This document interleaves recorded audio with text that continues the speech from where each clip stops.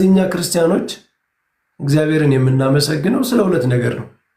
አንደኛ በጣም ውብ አድርጎ ፈጥሮ ውብ በሆነ ዓለም ውስጥ ወራት፣ ወቅቶች ሳይዛቡ በሚፈራረቁበት ቀንና ጨረቃ፣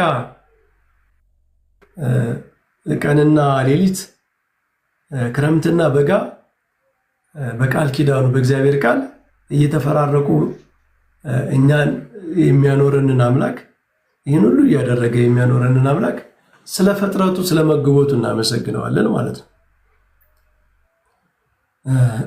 ሁለተኛ ደግሞ ስላዳነን እናመሰግነዋለን። ይህንን ሁሉ ተደርጎልን ይሄ ሁሉ ተሰጥቶን በዚህ ሁሉ ክብር ይህንን በመሰለ ዓለም ውስጥ እግዚአብሔር የሰው ልጆችን በጣም ውብ የሆነ ዓለም ፈጥሮ ነው በኋላ እኛን የፈጠረን ማለት ነው። እንደውም ቅዱስ ሄሬኔዎስ ምን ይላል መሰላችሁ? ቅዱስ ሄሬኔዎስ ምን ይላል? ገነት ነፋሶቿ የተለየች፣ ዛፎቿ የተለዩ፣ በምድር ላይ ከምናውቀው በጣም የተለየች ምድር ነች ይላል። የገነት ምድር እግዚአብሔር እግዚአብሔር አዳምን ፈጥሮ ያስቀመጠባት ኤደን ገነት በጣም ውብ ነች። ነፋሶቿ ደስ የሚሉ፣ አየሯ ደስ የሚል፣ ዛፎቿ ደስ የሚል፣ ፍሬዎቿ ደስ የሚሉ ምድር ነች ይላል። አሜን አሜን። ወልዳራት በዛች ምድር ነው የሰው ልጅ ፈጥሮ ያስቀመጠው ማለት ነው። እና እግዚአብሔር ሲፈጥረን ራሱ በጣም ድንቅ ነው። ሲፈጥረን በጣም ድንቅ የሆነ ዓለም ፈጥሮ ነው። እኛ አበላሽ ነው እንጂ ከውድቀት በኋላ ደስታና መከራ፣ መልካምነትና ክፉነት የተቀላቀለበት ዓለም ሆነ እንጂ እግዚአብሔር የሰው ልጅ ፈጥሮ ያስቀመጠባት ገነት በጣም ድንቅ ምድር ነች። የእግዚአብሔር ጸጋ የማይለያት። ቅዱስ ቄርሎስ ደግሞ ምን ይላል? በገነት ምድር የእግዚአብሔር ቃል ይመላለሳል። የእግዚአብሔርም ቃል የሚመላለስባት ምድር ነች ገነት ማለት ነው። ይሄ ስጋዊ የሆነ ወይም ፊዚካል የሆነ ብቻ አይደለም። የገነት ትልቅነቷ የሚታየው አየሩ፣ ዛፉ፣ ፍሬው ምናምን ብቻ አይደለም። ገነት የእግዚአብሔር ድምፅ ሳያቋረጥ የሚሰማባት ቦታ ነች። አስባችሁታል? ይህን ነገር ማሰብ ትችላላችሁ? እኛ ማሰብ አንችልም በእውነቱ። አዳም ነው ይህንን የሚያውቀው አይደል? አዳምና ሔዋን ናቸው ምን ማለት እንደሆነ እግዚአብሔር ሁልጊዜ ያወራቸው ነበር፣ ድምፁን ይሰሙት ነበር። እግዚአብሔር ሁልጊዜ እነሱ ሳይለይ ሀልወቱን ከነሱ ሳይለይ ነበር የሚገልጥላቸው ማለት ነው። ድምፁን ይሰሙት ነበር። የእግዚአብሔር ቃል አዳምን በገነት ውስጥ አዳሙ ወዴት አለ ብሎ እንደፈለገው ከውድቀቱም በፊት ያወራቸው ነበር። እግዚአብሔር በድምፅ ይሰሙት ነበረ አዳምና ሔዋን። ስለዚህ በስጋም በነፍስም ደስ የሚል ዓለም ውስጥ ነበር የሚኖሩት ማለት ነው። ገነት እንደዛ ነበረች። ስለዚህ እግዚአብሔር መጀመሪያ የፈጠረበት አፈጣጠር በእውነቱ አመስግነን የማንጨርሰው ነገር ነው ለሰው ልጅ ያደረገው ማለት ነው። ሁሉን ፍጥረት ፈጥሮ ሲያበቃ ነው ሰውን የፈጠረው። ለምንድን ነው ሌሎቹን ፍጥረታት ከፈጠረ በኋላ ሰውን መጨረሻ ላይ ለምን ፈጠረው ብለው አባቶች ሲያብራሩ ምን ይላሉ? ከተማን ካዘጋጁ በኋላ ንጉሥን እንደሚያስገቡት የሚወዱትን አካል ለመቀበል ቀድሞ ብዙ ዝግጅት ተደርጎ በኋላ እንደሚቀበሉት እግዚአብሔር ዓለምን ሁሉ አሳምሮ ከፈጠረ በኋላ ነው የሰው ልጅ የፈጠረው። የሰው ልጅ ሲፈጠር ደግሞ በጣም ድንቅ ነገር ነው ያደረገለት። የሰው ልጅ ሲፈጠር ለመጀመሪያ ጊዜ እግዚአብሔር ሲመክር የታየው የሰው ልጅ ሲፈጠር ነው አይደለም? በስነ ፍጥረት በኦሪት ዘፍጥረት ምዕራፍ 1-3 ጀምራችሁ ስታነቡ ፀሐይ ይሁን ምንድነው ሌሎቹን ይሁን እያለ ይፈጥራል በቃሉ። አንዳንዶቹን በሐልዮም የፈጠራቸው አሉ ምንም ሳይናገር። መላእክት ከመፈጠራቸው በፊት ያሉትን ፍጥረታት ዝም ብሎ በሐልዮ ነው በሐሳብ ብቻ በፈቃዱ ብቻ ነው የፈጠራቸው። ከዚያ በኋላ ሰሚ ሲኖር ነው መናገር የጀመረው እግዚአብሔር ማለት ነው። የሚሰማ ሳይኖር መናገር ጥቅም ስለሌለው ማለት ነው። ለእግዚአብሔር ሁሉም አንድ ነው። በሐልዮ በፈቃዱ መፍጠር ያው ነው፣ መናገርም ያው ነው፣ ማድረግም ያው ነው። ለእግዚአብሔር ሁሉም አንድ ነው፣ ቀላል ነው። ሁሉም ቀላል ነው፣ እኩል ነው። ግን በተለያየ መንገድ በሁሉም ማድረግ እንደሚችል ለማሳየት በተለያየ መንገድ የፈጠራቸው አሉ። አንዳንዶቹን ከምንም የፈጠራቸው አሉ። እምኀበ አልቦ ሀበቦ፣ ካለመኖር ወደ መኖር ያመጣቸው አሉ። አንዳንዶቹም ደግሞ ካሉት የፈጠራቸው አሉ። ለምሳሌ ሰው መጀመሪያ ከተፈጠሩት ከመሬት በኋላ ሕያዊት ነፍስን አሳድሮበት ነው የፈጠረው። መላእክት ግን ከበፊት ካልነበረ እምኀበ አልቦ ነው ነፍስ። ለምሳሌ መላእክት ከእሳት ከነፋስ የሚል አለ፣ ግን ባህሪያቸውን ለመግለጽ ነው እንጂ የመላእክት ተፈጥሮ ነፋስም እሳትም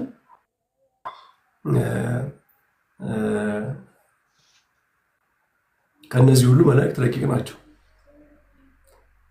እና እግዚአብሔር ሰውን ሲፈጥር ግን ሰውን በአርአያችን እንደ ምሳሌያችን እንፍጠር ብሎ መከረ ይላል መጽሐፍ ቅዱስ። በጣም የሚደንቅ ነገር ነው። ካውንስል ነው ያደረገው እግዚአብሔር ሰውን ለመፍጠር ምክክር ማለት ነው። አሁን እግዚአብሔር ለውሳኔ እንፍጠር አንፍጠር ብሎ መወያየት፣ አብ ወልድ መንፈስ ቅዱስ መወያየት አስፈልጓቸው እኮ አይደለም። በዛ መንገድ የተገለጸበት ምንድነው? የሰውን ክብር። የሰው ልጅ ሲፈጠር እግዚአብሔር ምን ያህል አክብሮ እንደፈጠረው ለመናገር ነው። በምድር በእጆቹ አበጃጀው ይላል። እንደውም አንዱ ባለቅኔ ምን ብሏል? ሰውን ለመፍጠር እግዚአብሔር ጭቃ ይዞ ታየ።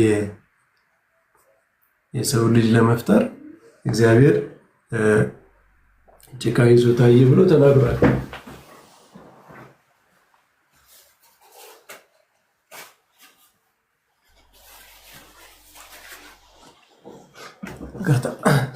እና የሰው ልጅ ክብር ነው። ይሄን ለምንድን ነው ያነሳ ነው? እግዚአብሔርን ስላዳነን ብቻ ሳይሆን የፈጠረበት መንገድም ለምስጋና በጣም ያነሳሳል። እኛ እግዚአብሔርን የምናመሰግነው ስላዳነን ብቻ ሳይሆን ስለፈጠረንም ነው። የፈጠረበት መንገድ ራሱ ድንቅ ነው። የፈጠረበት መንገድ ራሱ ሰውን በጣም አክብሮ በአርአያው በአምሳሉ አድርጎ ነው የፈጠረው ሰውን ማለት ነው። እንደውም አባቶች ምን ይላሉ? እግዚአብሔር ለምንድን ነው ሌላ አካል ልኮ ያላዳነን? ለምሳሌ ከመላእክት አንዱን ወይም ከሰዎች መካከል አንዱ ከነቢያት አንዱ እንዲያድንን ለምን አላረገም ብለው ብዙ ምክንያቶች ይጠቀስና አንዱ ምክንያት ምንድን ነው? አይ ከመላእክት አንዱ አድኖን ቢሆንም አኑሮ ስለፈጠረን የምናመሰግነውና ስላዳነን የምናመሰግነው ይለያይ ነበረ ይላል። አሁን ያው የፈጠረን አምላክ ባያድነን ኖሮ ራሱ ስለፈጠረን የምናመሰግነው እግዚአብሔርን፣ ስላዳነን ደግሞ የምናመሰግነው ያመጡ የተሰቀለልን ያዳነን ሌላ አካል ይሆን ነበር ማለት ነው። አሁን ግን ራሱ የፈጠረን አምላክ መጥቶ ስላዳነን ያንኑ አምላክ ስለፈጠረንም ስላዳነንም አብረን እናመሰግነዋለን ማለት ነው። የምስጋና መከፈል የለም ማለት ነው። ምክንያቱም ያው በእጆቹ ያበጃጀን አምላክ ነው በምድር ላይ ሰው ሆኖ ተመላልሶ ያዳነን ማለት ነው። ስለዚህ ቤተክርስቲያን ሙሉ ነች። ይኸውላችሁ አሁን እኛ ኦርቶዶክሳውያን በጣም ያላወቅነው በጣም ብዙ ሀብት አለን። በተለይ በቤተክርስቲያናችን ስርዓት አምልኮ ስንመረምር ምልአት ያለበት ነው። የቤተክርስቲያን አስተምሮ አምልኮ በጣም ሙሉ ነው። በአንድ ነገር ላይ ብቻ የሚያጠነጥን አይደለም። ሁሉንም ነገር የያዘ ነው። ሁሉንም ነገር ቤተክርስቲያን በጣም አትደንቃችሁም? እስኪ አስቧት። በወራት እግዚአብሔርን ታመሰግናለች። በቀናት መፈራረቅ እግዚአብሔርን ታመሰግናለች። በክርስቶስ ሰው ሆኖ ዓለምን ማዳን እግዚአብሔርን ታመሰግናለች። ከሁሉም በላይ ደግሞ ከፍ ያለው እሱ ነው። ቅዱሳንን ምክንያት አድርጋ ታመሰግናለች። አንዳንድ ጊዜ እየጾመች ታመሰግናለች። በጾም በጸሎት በትህርምት እግዚአብሔርን ታመሰግናለች። አንዳንድ ጊዜ ደግሞ ፋሲካ አድርጋ እየበላን እየጠጣን 50 ቀን በትንሣኤ እግዚአብሔርን ስናመሰግን ነበር። ቤተክርስቲያኑ ሁሉም ነው ያላት። እግዚአብሔርን በልተን ጠጥተን እንድናመሰግነውም ጊዜ አላት። እየጾምን ራሳችንን ደግሞ ስጋችንን እየጎሰምን በጾም በጸሎት የምናመሰግንበት ደግሞ ሰፊ ጊዜ አለ። በበዓላት የምናመሰግንበት አለ፣ በጾም የምናመሰግንበት አለ። ቤተክርስቲያን ሁሉም ነው ያላት፣ ሁሉም ያላት ነች። ምንም የሚጎላት ነገር የለም ማለት ነው። የቤተክርስቲያን ሕይወት በጣም የሚደንቅ ነው። በተለይ ስርዓት አምልኮውን ስናይ ሁሉንም ነገር የያዘ ሁሉንም ነገር ያካተተ ነው። ሁሉንም ነገር ያካተተ ነው። ቤተክርስቲያን ስለሚወለዱ ልጆች እግዚአብሔርን ታመሰግናለች። ስለሚሞቱ ሰዎች እንኳን እግዚአብሔርን ታመሰግናለች አይደል? ምስጋና አላት። የቤተክርስቲያን ምስጋና አለ። የፍትሐት ጸሎት፣ መዋሥዕት፣ ዝማሬ ሙታን እንኳን እየሸኘች እኮ እየዘመረች ትሸኛለች። በስጋ የሞቱ የቤተክርስቲያን አባላት ወደ እግዚአብሔር ሲሄዱ በምስጋና ነው የምትሸኛቸው። ልጆቿን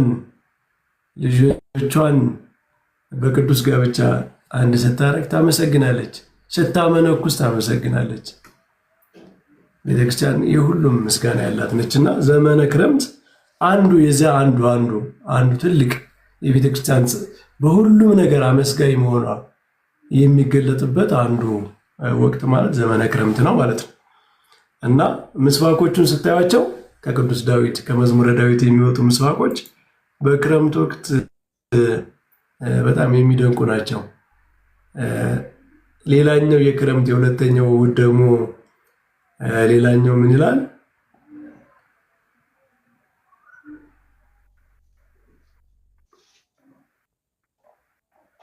ዘይገለብቦ ለሰማይ በደመና የሚለው ምስዋክ ሰማይን በደመና የሚሸፍነው ይሄ ሰኔ 29 ከሚባለው ምስዋክ የተወሰደ ነው። የወንጌሉን ደግሞ ስታዩ ወንጌሉ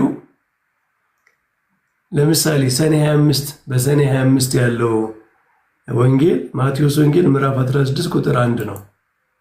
የማቴዎስ ወንጌል ምዕራፍ 16 ቁጥር 1 ነው እና ምን ይላል? ፈሪሳውያንና ሰዱቃውያን ቀርበው ሊፈትኑት ከሰማይ ምልክት እንዲያሳያቸው ለመኑት ይላል። ጌታችንን ማለት ነው። እሺ እርሱ ግን መልሶ እንዲህ አላቸው፣ በመሸ ጊዜ ሰማዩ ቀልቷልና ብራ ይሆናል ትላላችሁ፣ ማለዳም ሰማዩ ደምኖ ቀልቷልና ዛሬ ይዘንባል ትላላችሁ። የሰማዩን ፊት መለየት ታውቃላችሁ፣ የዘመኑንስ ምልክት መለየት እንዴት አትችሉም? ክፉና አመንዝራ ትውልድ ምልክት ይሻል፣ ከነቢዩ ከዮናስ ምልክት በቀር ምልክት አይሰጠውም ብሎ ትቷቸው ሄደ ይላል። አያችሁ፣ ፈሪሳውያን የሰማይን ምልክት ያያሉ። በዚህ ቀን ምንድነው? ሰማዩ ቀልቷል፣ ብራ ነው። ደመና ካዩ ደግሞ ይዘንባል ይላሉ። የሰማዩን ፊት ታውቃላችሁ፣ የዘመኑን ፍጻሜስ እንዴት አትለዩም? እንግዲህ ከስነ ፍጥረት ተማሩ ነው። ከስነ ፍጥረት ምሳሌ ተማሩ። በስነ ፍጥረት ላይ ያላችሁን እውቀት ከፍ አድርጋችሁ ደግሞ ስለ ዘመኑ ፍጻሜ ለመረዳት እዩት ነው እና ጌታችን የዘመናትን ዑደት ያስተማረበትን እንግዲህ ቤተክርስቲያን ለክረምት መማሪያ አድርገዋለች ማለት ነው።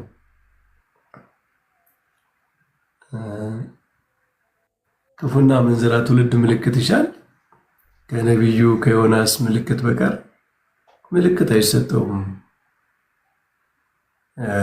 ያው ጌታ ስለ ትንሣኤው የተናገረው ነው ይሄ እና ዋናው ጉዳይ ምንድነው?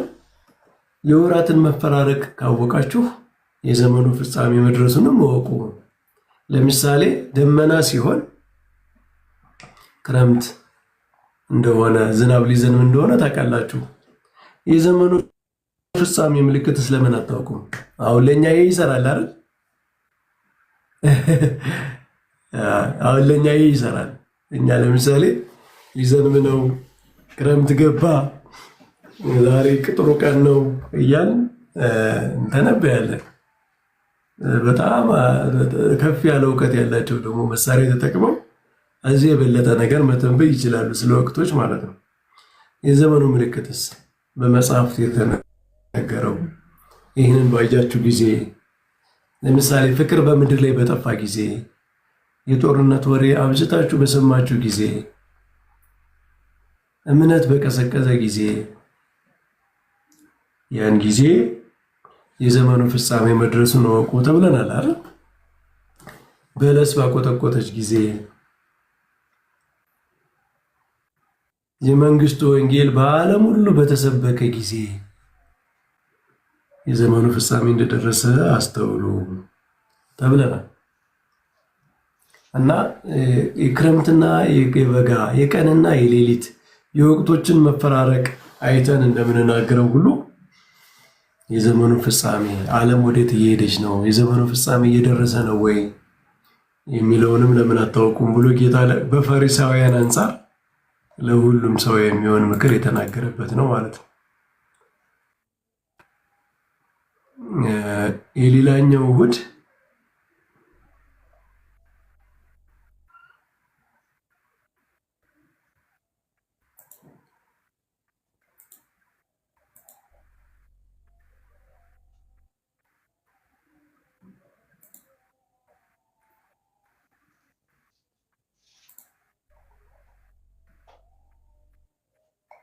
ሁለተኛው እሑድ ላይ የሚነገረው ደግሞ የዘሪው ምሳሌ ነው።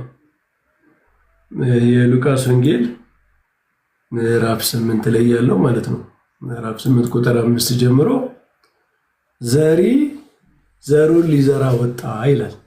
የሁለተኛው እሑድ ያልኳችሁ ቅድም ዘይገለብ ወደ ሰማይ በደመና ሰማይን በደመና የሚሸፍነው የሚለው ምስባክ የሚሰበክበት እሑድ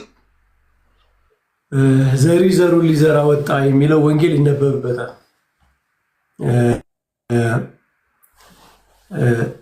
ሲዘራም አንዳንዱ በመንገድ ዳር ወደቀ፣ ተረገጠም፣ የሰማይ ወፎች በሉት። ሌላውም በዓለት ላይ ወደቀ፣ በበቀለም ጊዜ እርጥበት ስላልነበረው ደረቀ። ሌላኛው በእሾህ መካከል ወደቀ፣ እሾሁም አብሮ በቀለና አነቀው። ሌላኛውም በመልካም መሬት ላይ ወደቀ፣ በበቀለም ጊዜ 100 እጥፍ አፈራ። ይህን በተናገረ ጊዜ የሚሰማ ጆሮ ያለው ይስማ ብሎ ጮኸ ይላል። የሚገርም ነገር ነው አይደለ? ጌታችን በዘሪው ምሳሌ ያስተማረበትን ትምህርት ቤተክርስቲያናችን ዘር በሚዘራበት በዘመነ ክረምት ምዕመናን እንዲሰሙት ወቅቱ ምሳሌውን ለመረዳት ቅርብ የሆነው ጊዜ ክረምት ስለሆነ በዚህ ክረምት ይነበባል ማለት ነው። ይሄ ቃል በጣም ተደጋግሞ ሰምታችሁታል አይደል? ይህንን ቃል በጣም ተደጋግሞ በቤተ ክርስቲያን ሲነገር ሰምታችሁታል። ግን ተነግሮ ተደግሞ የማይሰለች ነው። ዘሪ ሊዘራ ወጣ።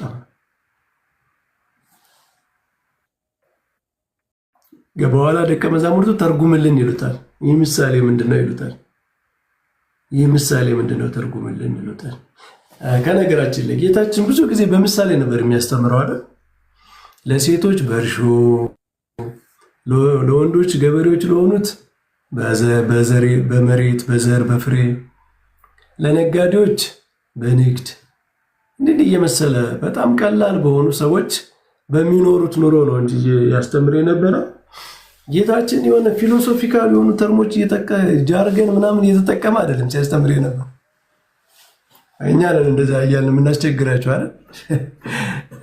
እኛ ደካሞች ስለሆነ ነው። ነገራችን ላይ አሁን ሰው በጣም ከባድ ቋንቋ ሲጠቀም አንድን ነገር ለመግለጽ በጣም የተወሳሰበ ቃል ሲጠቀም የአዋቂነት ምልክት እንዳይመስላቸው። አዋቂ የሚባል ሰው ከፍ ያለን ነገር ቀላል በሆነ መንገድ መግለጽ የሚችል ነው። ይህንን ከማን ተምረነዋል? ከጌታችን። ጌታችን በጣም ቀላል ምሳሌ ነው የሚጠቀመው፣ ግን የያዘው መልእክት ግን ሰዎች ውስብስብ በሆነ መንገድ ራሱ መግለጽ የማይችል ጥልቅ የሆነ ነገር ነው የሚያስተላልፈው ማለት ነው። እና እሱ አምላክ ስለሆነ ነው። በእርግጥ እኛ እንግዲህ ያው የእሱ ጥበብ መለኮታዊ ጥበብ ስለሆነ ነው። እና የጌታችን ትምህርት በጣም የሚደንቀው ነገር ምሳሌዎች፣ የዕለት ተዕለት ህይወታችን ውስጥ የምናውቃቸው ነገሮች ናቸው ተመስለው የሚመጡት። ግን ማንም ፈላስፋ ያላስተማረው ጥበብ እስከ ዓለም ፍጻሜ ድረስ ሰዎች ቢሰሙት የማይሰለቹት ነገር ነው ግን የተናገረው ማለት ነው። በክርስቶስ ላያምኑ ይችላሉ ሰዎች፣ በእውነቱ በአምላክነቱ ላያምኑ ይችላሉ። የክርስቶስን ትምህርት ግን ዝቅ ማድረግ የሚችል የለም። በዚህ ምድር ላይ አዋቂ ነኝ የሚል እንደ ነገሮችን መርማሪ ነኝ የሚል ሰው በክርስቶስ ትምህርት መደመሙ አይቀርም፣ በአምላክነቱ ባያምንበት እንኳ ማለት ነው። ለምን? በጣም እንግዳ ነገር ነው። ቀላል በሆነ ነገር ህይወትን የሚቀይሩ ነገሮችን መናገር ይሄ ለእግዚአብሔር ብቻ የሚሆን ለሱ ብቻ ነው እና ይሄ ድንቅ ነገር ነው። አንዳንድ ሰዎች ክርስቶስ በሚያስተምርበት ጊዜ አምላክነቱን አልተጠቀመም የሚሉ ሰዎች ሰምታችኋል። ሲያስተምር ተአምራት ሲያደርግ ይሄ ትምህርቱ ራሱ እኮ አምላክነቱን ተጠቅሞ ያስተማረው ነው። ይሄ ፍጡር እንዲህ አይነት ትምህርት ያስተምራል? ፍጡር እንዲህ አይነት ጥበብ የት ያገኛል? ፍጡር ይህንን ጥበብ ሊያገኘው አይችልም። ይሄ የአምላክነት ዲቫይን ዊዝደም ነው። ክርስቶስ ራሱ እኮ ጥበብ ነው አይደለ? ጥበብ ነው። ክርስቶስ ራሱ ጥበብ ተብሏል እኮ። ራሱ ጥበብ ነው። ክርስቶስ ጠቢብ ብቻ ሳይሆን ጥበብ ነው ራሱ። ጥበብ በቅዳሴ ሰምታችኋል። ጥበብ ቤቷን ሰራች፣ 7 ምሰሶዎችን አቆመች፣ ፍሪዳዋን አረደች፣ ወይኗን ጠመቀች፣ ሰነፍ የሆነ ይምጣ ይጠጣ እያለች ትጠራለች። ስንፍናችሁን ትታችሁ በሕይወት ኑሩ፣ ጠቢባን ሁኑ እያለች ትጠራለች ይልና ጥበብሰ መድኃኒነ ውእቱ፣ ጥበብ ግን መድኃኒታችን ነው እንላለን። በስጋው መከራ መቀበል ያዳነን፣ በደሙ ፈሳሽነት የተወዳጀን፣ ለመንግስቱ የመረጠን፣ ወደ መንግስቱ የጠራን ብለን ጥበብ እሱ ክርስቶስ ነው እንላለን። እና ይህ ጥበብ ነው፣ ወንጌላውን ጥበብ ነው፣ የእግዚአብሔር ጥበብ ነው። እና ጌታ በምሳሌ ያስተምራል። ዘሪ ሊዘራ ወጣ ያለው ዘሩ የእግዚአብሔር ቃል ነው ይላል። በኋላ ሲተረጉምላቸው በመንገድ ዳር ያሉት የሚሰሙ ናቸው፣ ከዚህ በኋላ ዲያብሎስ ይመጣል። ወፎች ይለቅሙባቸዋል የተባሉት ዲያብሎስ የሚወስድባቸው ናቸው። አምነውም እንዳይድኑ ቃሉን ከልባቸው ይወስዳል። በዓለት ላይ ያሉት ደግሞ ሲሰሙ ቃሉን በደስታ የሚቀበሉ ናቸው። እነርሱም ለጊዜው ብቻ ያምናሉ እንጂ በፈተና ጊዜ የሚክዱ ናቸው። ከነገራችን ላይ አንዳንድ ሰዎች ምን ይላሉ? ሰው ካመነ በኋላ አይክድም፣ ከዳነ በኋላ ድነቱን አያጣም ይላሉ። ይሄ ከጌታ ትምህርት ጋር መቃረን ነው። ጌታችን ራሱ ምን ብሏል? አንዳንድ ሰዎች ያምናሉ እኮ ነው ያለው። ከእውነት እኮ ነው የሚያምኑ። እንዲያውም በዓለት ላይ የተዘራው ምንድነው ምሳሌው? ቃሉን በደስታ ይቀበላሉ፣ ለጊዜው ብቻ ያምናሉ። አያምኑም አይደለም ያለው፣ ለጊዜው ነው የሚያምኑት። በኋላ ግን ፈተና ሲመጣ ስር ስለሌላቸው ይክዳሉ። ስር የለውም እምነታቸው፣ ስር የለውም እንጂ ለጊዜው ያምናሉ ማለት ነው። ለጊዜው ያምናሉ፣ ለጊዜው ደስ ይላቸዋል። ከዛ በኋላ ግን በፈተና ይክዱታል። በእሾህ መካከል ወደቀ የተባለው ደግሞ መንገዳቸውን ሄደው በሕይወት ዘመን በሀሳብና በባለጠግነት ምኞት ይታነቃሉ። የዚህ ዓለም ምኞት የሚያንቃቸውና ፍሬ እንዳያፈሩ የሚያደርጋቸው ናቸው። በመልካም ፍሬ ላይ እየወደቀ በጥሩ ልብ ላይ እየወደቀ ሆኖ ይላል እና ዘሪው ግን ሁሉም ጋር ዘርቷል። ዘሪው ሁሉም ጋር ዘርቷል አይደል? እግዚአብሔር አያዳላም ማለት ነው። አሁን አስባችሁታል? ገበሬ ዘሩ ድንጋይ ላይ ወድቆ፣ አጥር ላይ ወድቆ፣ እሾህ ላይ ወድቆ እንደማያፈራ ቢያቅ እዚያ ቦታ ላይ አይዘራም አይደል? ለምን ያባክናል? እግዚአብሔር ስለማያውቅ ነው ወይ የሚዘራው? አይደለም። ግን ለሰው ልጆች ሁሉ እድልን ይሰጣል። እግዚአብሔር ከሌ ስለማያምን ሳይማር ይቅር አይልም። በእግዚአብሔር ይሁዳን እንኳን እስከ መጨረሻው ድረስ ሲንከባከበው ነበር እኮ ምክንያት እንዳያገኝ ማለት ነው። ይህን መጨረሻ ላይ የፋሲካን በዓል ሲያከብር የቁርባንን ስርዓት ሲሰራ እንኳን አለየው። ስለዚህ እግዚአብሔር ሁሉም ቦታ ላይ ይዘራል። እሾህም ጋር አለቱም ጋር ማንኛውም አይነት ልብ ባለው ሰው ላይ ይዘራል። ማብቀል አለማብቀል ድንጋይ ሆኖ አላበቀለም ማለት እግዚአብሔር አልዘራበትም ማለት አይደለም ማለት ነው። እግዚአብሔር ከሱ በኩል ያለውን እድል ይሰጣል ለሰው ልጆች ሁሉ። የሰው ልጆች ግን ላንቀበለው እንችላለን ማለት ነው። እግዚአብሔር አያዳላም። ሂዱ ስበኩ ያለውም ለዚህ ነው። በዓለም ሁሉ ሂዳችሁ ስበኩ፣ ወንጌልን ለፍጥረት ሁሉ ተናገሩ ነው ያለ። እየለያችሁ ተናገሩ አይደለም ያለ፣ ለፍጥረት ሁሉ ስበኩ። የእግዚአብሔር ወንጌል የሚሰበከው ለሁሉም ፍጥረት ነው። አንዳንዱ እሾህ ነው፣ አንዳንዱ አለት ነው፣ አንዳንዱ መንገድ ዳር ነው ልቡ፣ አንዳንዱ መልካም ልብ ነው ያለው። እግዚአብሔር ግን ሁሉም ጋር ይዘራል ማለት ነው።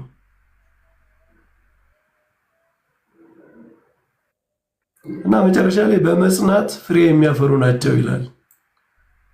ሰምተው የሚጠብቁና በመጽናት ፍሬ የሚያፈሩ ናቸው ይላል መጨረሻዎቹ። አያችሁ፣ ሰምቶ መጠበቅ ያስፈልጋል፣ መጽናትም ያስፈልጋል። ፍሬው ዝም ብሎ አያፈራም።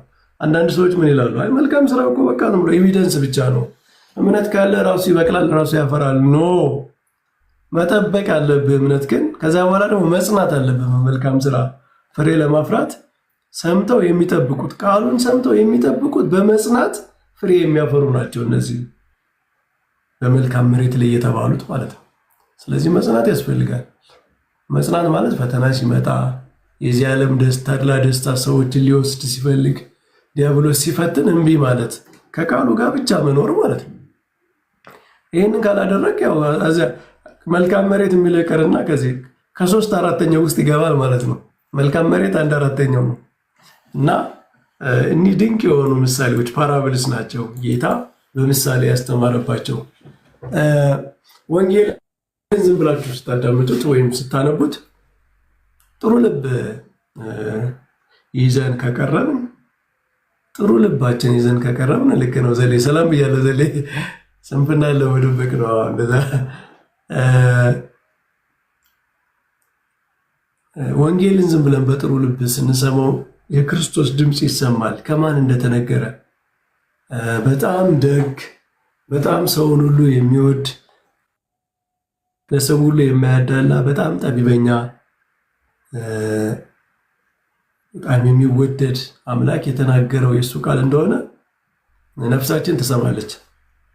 ወንጌል አንብቦ ሰምቶ በደንብ እንደው በጥሩ ልብ አንድ ተራ ሰው የጻፈው ወይም አንድ ፍጡር የተናገረው ንግግር እንዳልሆነ ሰው መረዳት ይችላል። ነገራችን የክርስቶስ ቃሉ የራሱ ምስክሩ ነው። መንፈስ ቅዱስ በእነዚህ ቃላት ውስጥ ይመሰክራል ከማን እንደወጡ ማለት ነው። እና ወንጌልን ከሰው በጥሩ ልብ ሲሰማው የክርስቶስ ድምፅ ይሰማዋል። ኃይሉ ከማን የወጣ ቃል እንደሆነ ይሰማዋል ማለት ነው። እና እነዚህ ምሳሌዎች በጣም ቀላል ናቸው፣ ግን በጣም ጥልቅ ናቸው። በጣም ቀላል ሁሉም ሰው የሚረዳቸው ናቸው። ሁሉም ሰው የሚረዳቸው ሆኖ ግን ደግሞ አንድ በጣም ሲምፕል ለሆነ ሰው ህይወቱን የሚቀይሩ የሚረዳቸው ናቸው። አንድ ፈላስፋ ደግሞ ኮንቴምፕሌት አድርጎ ተመራምሮባቸው የማይጨርሳቸው ናቸው ጥልቀታቸው ማለት ነው። ስለዚህ በአንድ ጊዜ ለህፃንም ለፈላስፋም የሚሆን ቃል ነው ጌታ የተናገረው ማለት ነው። አይገርምም? እኛ ለፈላስፋው እንናገር ብንል እንደው ውስብስብ አድርገን ለህፃን የማይሆን ነው የምናደርገው አይደል? ለህፃን እንናገር ብንል አዋቂ ሰዎች የሚንቁት ንግግር ነው የምንናገረው። ክርስቶስ ግን ሲናገር በአንድ ንግግር ለሁሉም የሚሆን ነገር መናገር ይችላል ማለት ነው። ለምን? እሱ ጥበብ ስለሆነ። እና ወንጌል እንደዛ ነው። እና በዘመነ ክረምት እንዲህ አይነት ምሳሌዎች ከክረምት ጋር የተያያዙ ከዘር ጋር የተያያዙ ንባባት የመጽሐፍ ቅዱስ ንባባት ይነበባሉ ማለት ነው። ሶስተኛው እሑድ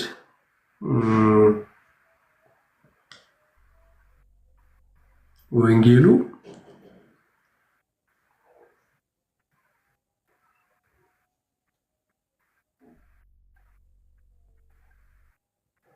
የማቴዎስ ወንጌል ምዕራፍ 13 ቁጥር 1 ነው። የማቴዎስ ወንጌል ምዕራፍ 13 ቁጥር 1 ነው።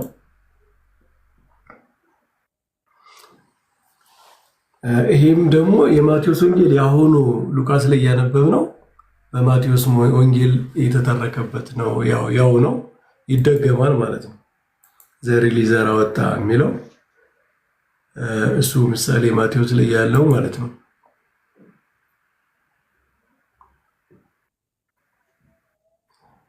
የሚገርማችሁ ሌሎችንም አሁን እኔ እንደው ምሳሌ እንዲሆን ነው ማነሳው አልፎ አልፎ።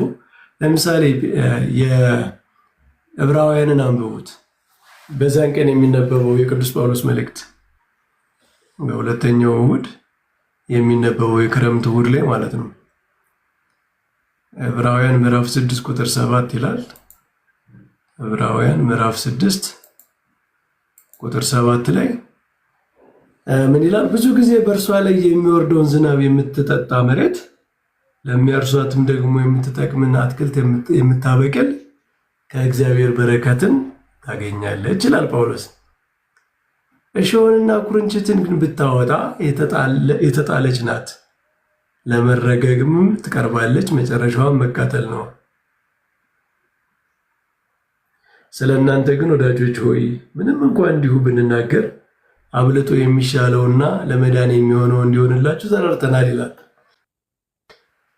ከላይ ምን መሰላችሁ የሚለው? ይሄ አንድ ጊዜ ብርሃን የበራላቸውን ሰማያዊውን ስጦታ የቀመሱትን ከመንፈስ ቅዱስም ተካፋዮች ነው የነበሩትን መልካሙንም የእግዚአብሔርን ቃልና ሊመጣ ያለውን የዓለም ኃይል የቀመሱትን በኋላ የካዱትን እንደገና ለንስሐ እነርሱን ማደስ የማይቻል ነው።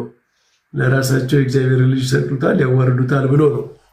ጸጋ ተሰጥቷቸው ጸጋቸውን የካዱ ሰዎች እነዚህ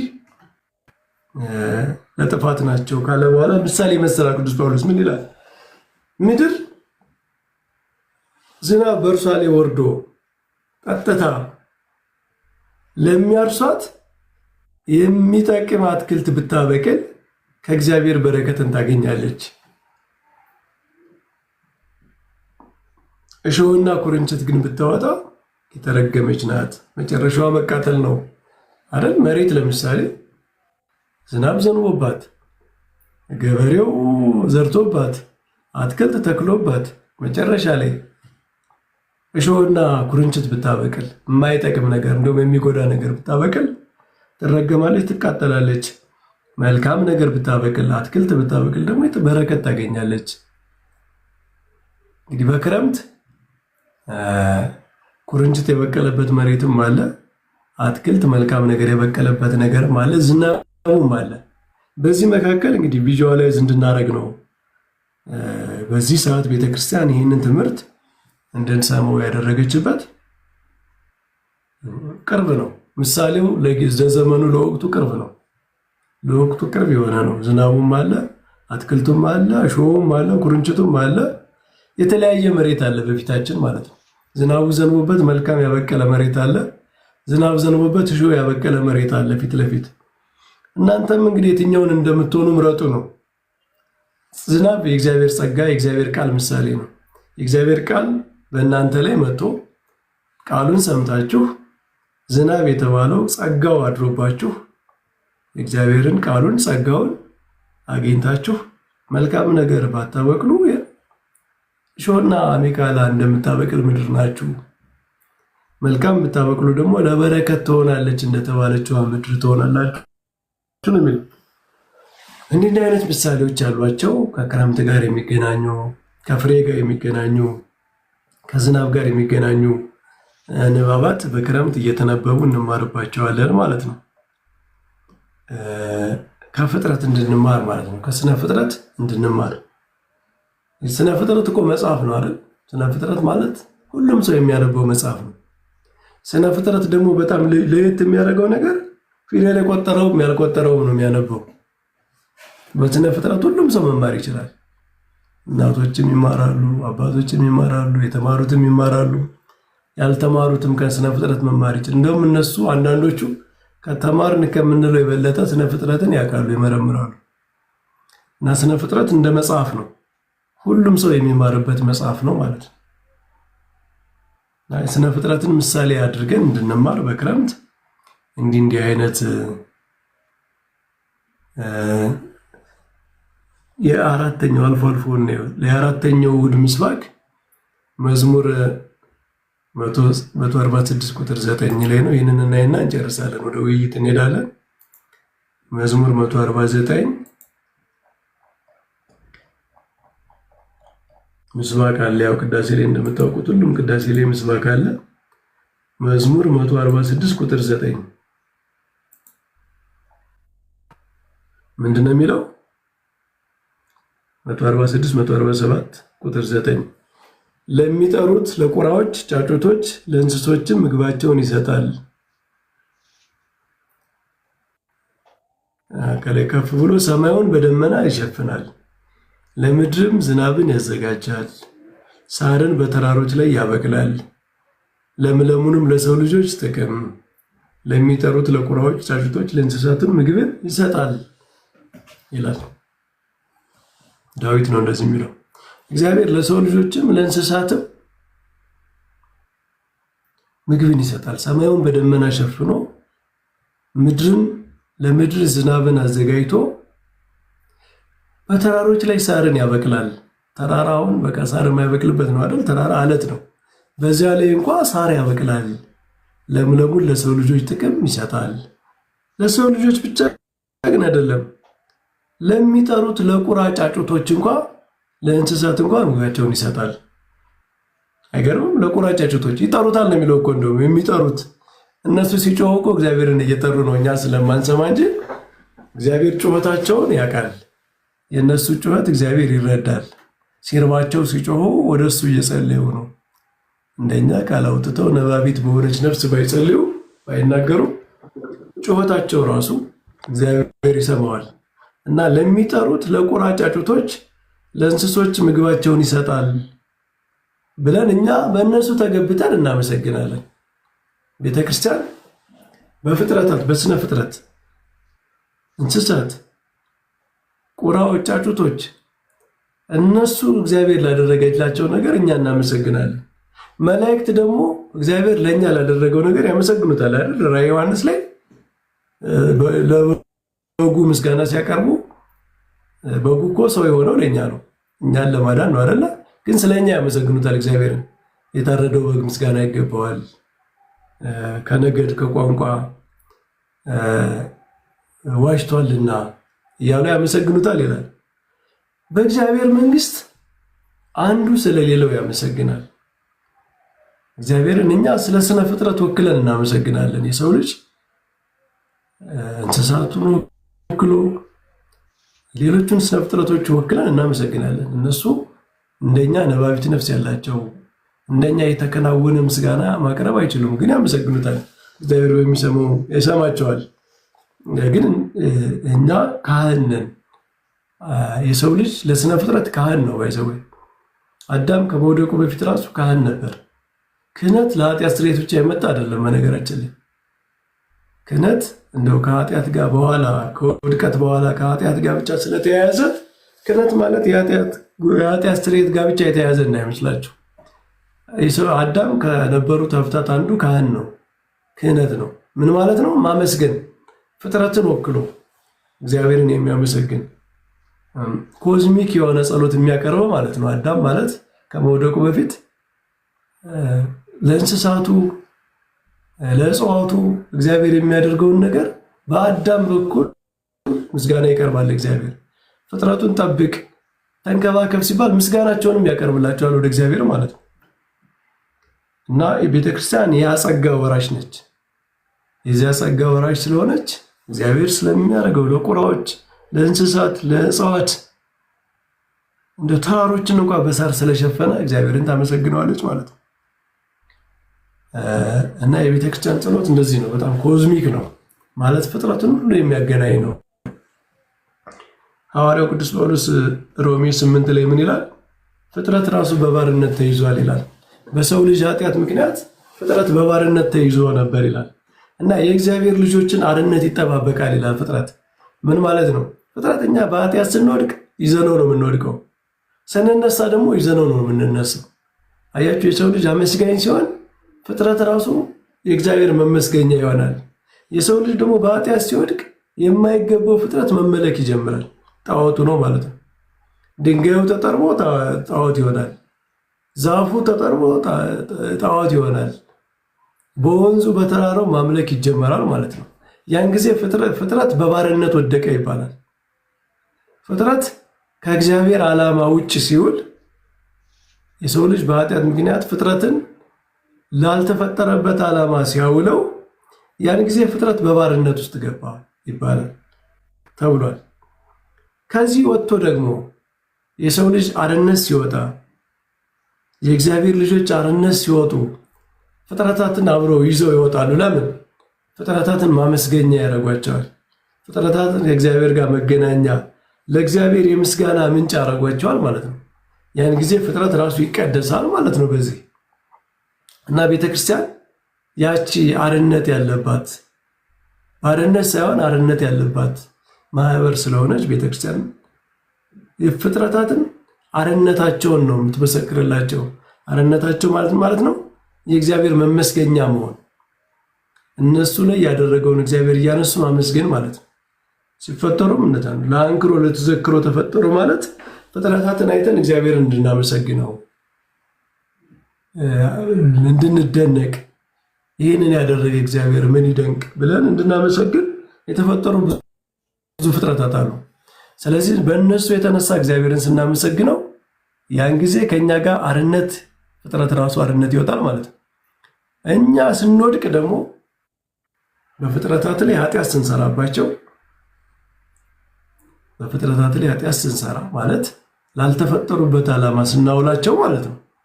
ያን ጊዜ ከእኛ ጋር አብረው በባርነት ውስጥ ይወድቃሉ ማለት ነው እና ቤተክርስቲያን ስነ ፍጥረት እንደዚህ እየቀደሰች ማመስገኛ ታደርጋለች። የአርነት ቤት ስለሆነች ኢየሩሳሌም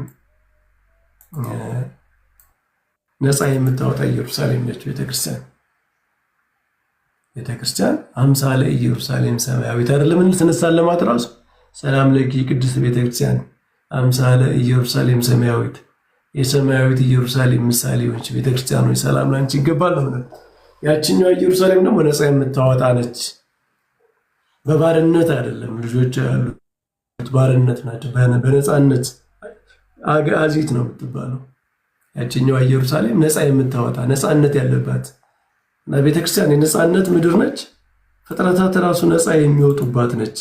እንዴት ነው ነፃ የሚሆኑት? ማመስገኛው ነው፣ የእግዚአብሔር መቀደሻው ነው። ስንዴው፣ ወይኑ፣ የቁርባን ምስጋና ይቀርብበታል አይደል?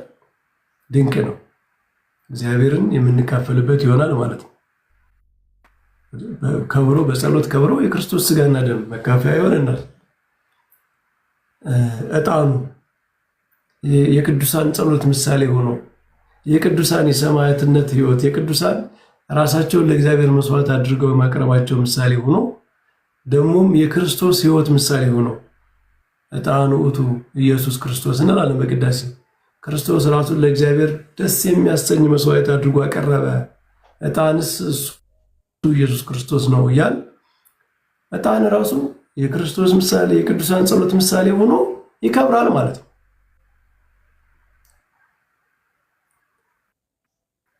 ድንጋዮቹን እኮ እንስማቸዋለን አይደል? የቤተክርስቲያን ህንፃ ቤተክርስቲያን የሚሰራባቸውን ድንጋዮች እኛ ድንጋዮች እንሳለማለን እኮ። ከአጥሩ ጀምረን ቤተክርስቲያን እንስማታለን። አንዳንድ ሰዎች በጣም ሞኝነት ይመስላቸዋል አይደል? እንደው እነዚህ ኦርቶዶክሳውያን በቃ ድንጋዩንም ስመው እንጨቱንም ስመው እንደው ምናምን እያሉ ያዝኑልናል። ግን ለምንድን ነው? ስላላወቁ ነው። እኛ ሞኞች ነን አይደለም። ድንጋይ ብቻ ድንጋይ እያየን ምንስም ቢሆን ኖሮ መንገድ ላይ የሚያገኘነውን ድንጋይ እንስም ነበር አይደል? አባ ገብረ ኪዳን ናቸው አንድ ስብከት ላይ ሰምቻለሁ። ኦርቶዶክሳውያን እንጨት ያመልካሉ ይሉናል አሉ። መስቀል ስንሳለም እያዩ እንደ እንጨት የምናመልክ ቢሆን ኖሮ እንጨት ባየን ቁጥር እኮ እንሰግድ ነበር። መንገድ ላይ እንጨት ባየን ቁጥር ለምን አንሰግድም? ያስብላል አይደል? ድንጋይ የምናመልክ ቢሆን ኖሮ ድንጋይ ባየን ቁጥር ለምን አንሰግድም? አይደለም። ምሳሌ እኛ የምንረዳው በጣም ሚስቲካል የሆነ ላይፍ አለ፣ እነሱ የማይረዱት ማለት ነው። በመስቀሉ አንጻር የምናየው የክርስቶስ መከራ አለ፣ ምልክት። ድንጋዩ ለምሳሌ ቤተክርስቲያን የሚሰራባቸው ድንጋዮች ለምንድን ነው የምንስማቸው? የቅዱሳን ምሳሌ ስለሆኑ እኮ ነው። ሐዋርያው ቅዱስ ጴጥሮስም ቤተክርስቲያንን በቤት ይመስላትና እያንዳንዳችሁ ደግሞ ሕያዋን ድንጋዮች ናቸው ይላል። ታነጹ ይላል በዚያች ቤት ላይ።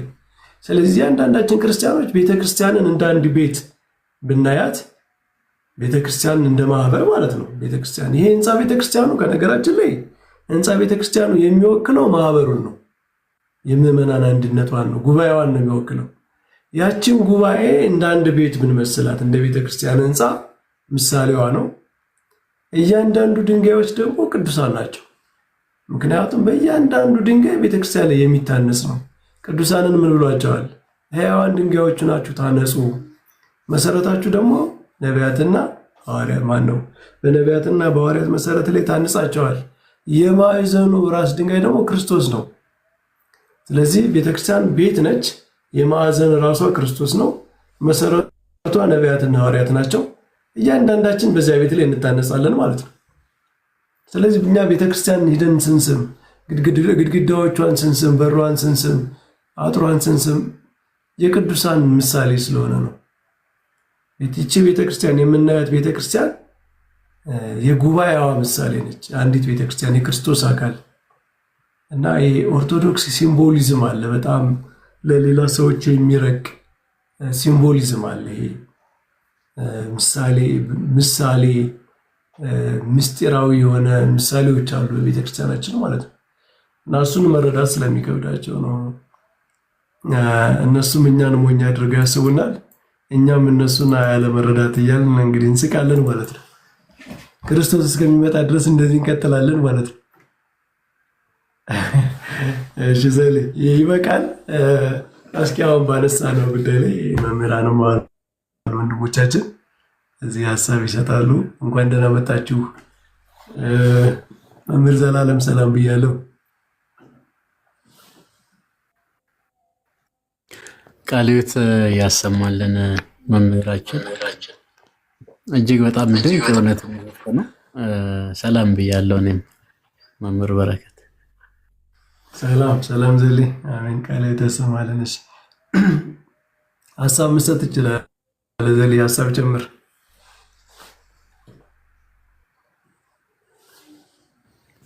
ምን ያው መምህር በአበላሸት አይሆንም ብሎ ነው እዛ ነው ይመስለኝ። ኧረ ምን ይበላሻል? ሳያጉረመርሙ እንደ መድኃኒት ውጠው ዘብ ማለት ነው። እና እንደዚህ አይነት ትምህርት ነው የሚያስፈልገው ሲጀምር መምህርና እንደዚህ አይነት ይሄ ያው የእኛም ቤተክርስቲያን ከሌሎቹ በተለይ የሚለያት ነገር ምንድን ነው? ህይወት ስለሆነች ነው። ህይወትን እየተነፈሰን ነው ክርስትናችን እየኖርን ያለ ነው።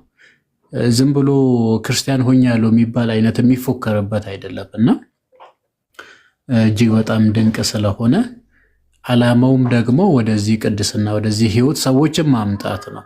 ሰዎች ወደዚህ ወንጌል እኮ ማባበያ ነው አይደለም መምህር? ወንጌል ማባበያ ነው። ሰዎች ሁሉ ወደ ምን እንዲመጡ ነው? ወደ ድህነት እንዲመጡ ነው። እግዚአብሔር እያባበለ ሰዎችን ወደ ድህነት ያመጣቸዋል። ያ ደግሞ በስርዓተ ቅዳሴ የምናየው ነገር ነው፣ ትክክለኛው ማለት ነው። ኑ ከክርስቶስ ሥጋና ደም ተካፈሉ፣ ኑ በጥምቀት ዳግም ተወለዱ፣ ኑ እግዚአብሔር በክርስቶስ ማለት ክርስቶስ በቤዛነቱ የሰጠንን ጸጋ ተሳተፉ እየተባለ ነው የሚነገረውና ቲዎሬቲካል ከመሆን ይልቅ እንደዚህ ፕራክቲካሊ የሚሰበክ ስብከት በጣም ያሳርፋል። ሰዎች ሁሉ ቅዳሴን ብናውቅ ደግሞ በጣም ደስ ይላል እና መምህር በጣም መሰረታዊ ነገር ነው ያነሱት። እስኪ ሰዎችን እኔ ደግሞ ያው ትንሽ ለመጨመር ያክል ግን እንጨምርበታለን። እሺ አሜን። ቃል የተሰማልን ዘለ እሺ ይንገስ እንደውም ቀድሟል። ይቅርታ ከዘላለም አንተ ትቀድማለህ። ሰላም በለንና አሰብስብ።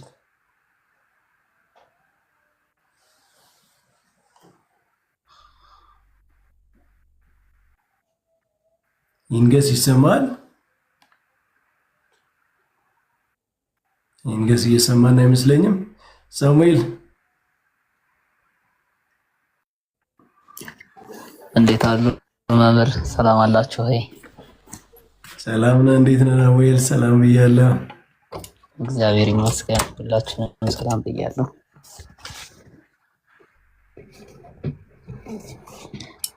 ያለ ክረምት ምስኪን አንዳንድ ነገር በለን። ያው በመጀመሪያ ቃሎት ያሰማልን። ያው ወደ መጨረሻ አካባቢ መሰለኝ ጆይን ያደረኩት እኔ ክረምት ላይ አንድ ብዙ ጊዜ ትዝ የሚለኝ ወይም የሚደንቀኝ ነገር ሲወጣ የምትዘመር የምትዜማለች አለፈ ክረምት ቆመ በረከት የሚልና ክረምት ሲያልፍ ያ ያለፈው ክረምት ምንድነው ያለፈን ብለን ስንጠይቅ እሱ እኮ በረከት ነው የሚል መልእክት አለውና ምንድነው በረከትነቱ ብለን ስንጠይቅ አንደኛው ያው ለስጋ ነው። ክረምት የተሰራው ስራ ነው በጋ ላይ የሚበላው ታጭዶ በጋን የምናሳልፍበትና ቤተክርስቲያን ግን ያው ምድራዊ ነገር ያን ያህል የሚያስጨንቃት ስላልሆነች ወደ ነፍሳችን ስንመጣ ግን በዚህ ምድር የምንኖራት ኑሮ እንደ ክረምት ናት፣ አጭር ዘመን ናት። ነገር ግን በዚህ ምድር የሰራነው መልካም ስራ፣ በዚህ ምድር የሰራነው ቸርነት በላይ በሰማይ መዝገብ ሆኖ በማያልቆም በበጋ የሚመሰለውን ዘላለማዊ ሕይወት ለመኖር እንደሚያስፈልገን ያስተምሩበታል ሊቃውንቱና ያን ስናስብ ሁልጊዜ በቃ ይደንቀኛል። በክረምት ውስጥ ነው የምንኖረው። ክረምት ጭቃ አለው፣ ክረምት ነጎድጓድ አለው፣ ክረምት በጣም ቅዝቃዜ አለው፣ ችግር አለው። ይቺም ዓለም መከራ አላት፣ ስጋና ነፍስ ይታሉባታል። ኃጢአትን ስንወድ አንድ ጊዜ ስንጠላ፣ አንድ ጊዜ በቃ ግራ ግብት ሲለን መልሰን ወደ እግዚአብሔር ስንመለስ እንዲህ ባለው ሁኔታ ህይወታችንን እናሳልፋለንና አንዳንዶቻችን ክረምት የማያልፍ ይመስለናል በኃጢአት የምንኖርበት ህይወትና ያችን እንድንረዳ ያስረዱባት የቅዱስ ያሬድ ዜማ ትዝ ይለኛል። ያንን ለማለት ነው። አመሰግናለሁ መምህር። ቃሌት ያሰማልን ሳሙኤል። በጣም ጥሩ ነው።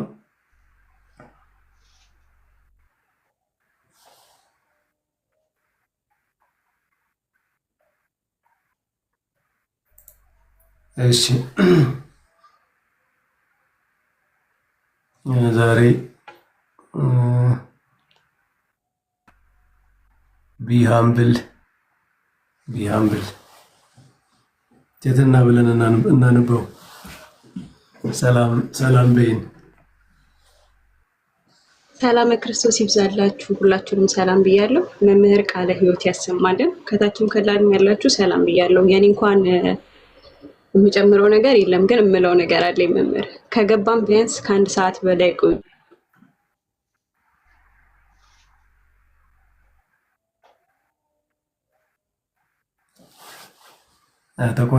ተቋረጠ መሰለኝ። እኔ ጋር ነው የተቋረጠ። አብራ እሷ ጋር ሰማም መምህር ተቋረጠባት መሰለኝ። ኔትወርክ ሊሆን ይችላል።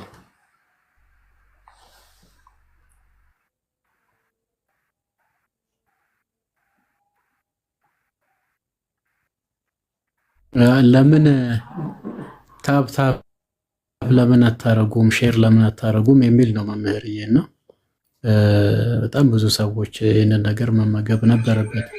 አንዱ ራሱ እኮ ይሄ ይመስለኛል።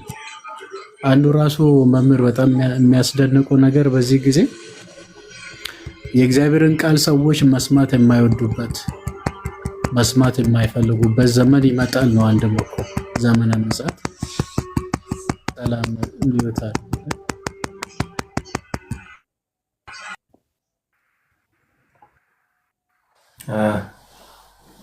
አሁን ደህና ነው።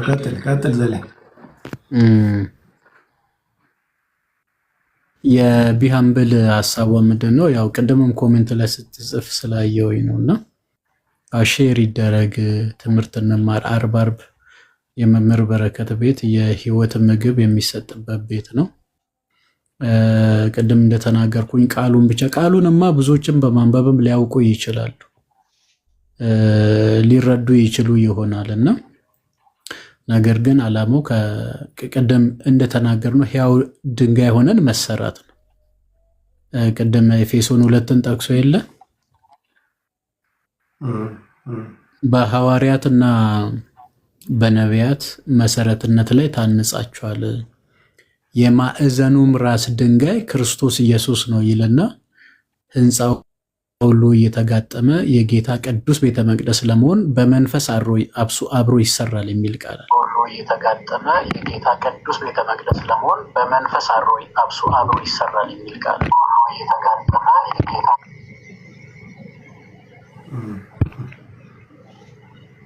ሲገባ ቀጥል ዘለ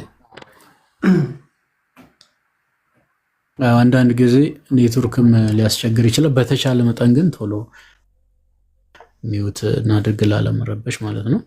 ስለዚህ ስለመሰራት ነው፣ ከቅዱሳን ህብረት ስለማድረግ ነው፣ ከነ ቅዱስ ጳውሎስ ጋር ስለመሰራት ነው፣ ከቅዱስ ሚካኤል ጋር ስለመሰራት ነው። ዕብራውያን 12 ላይ ከተቀመጠችው ቤተክርስቲያን ላይ አብረን የምንሰራበት ስለሆነ ይሄ ደግሞ የህይወት ትምህርት ነው።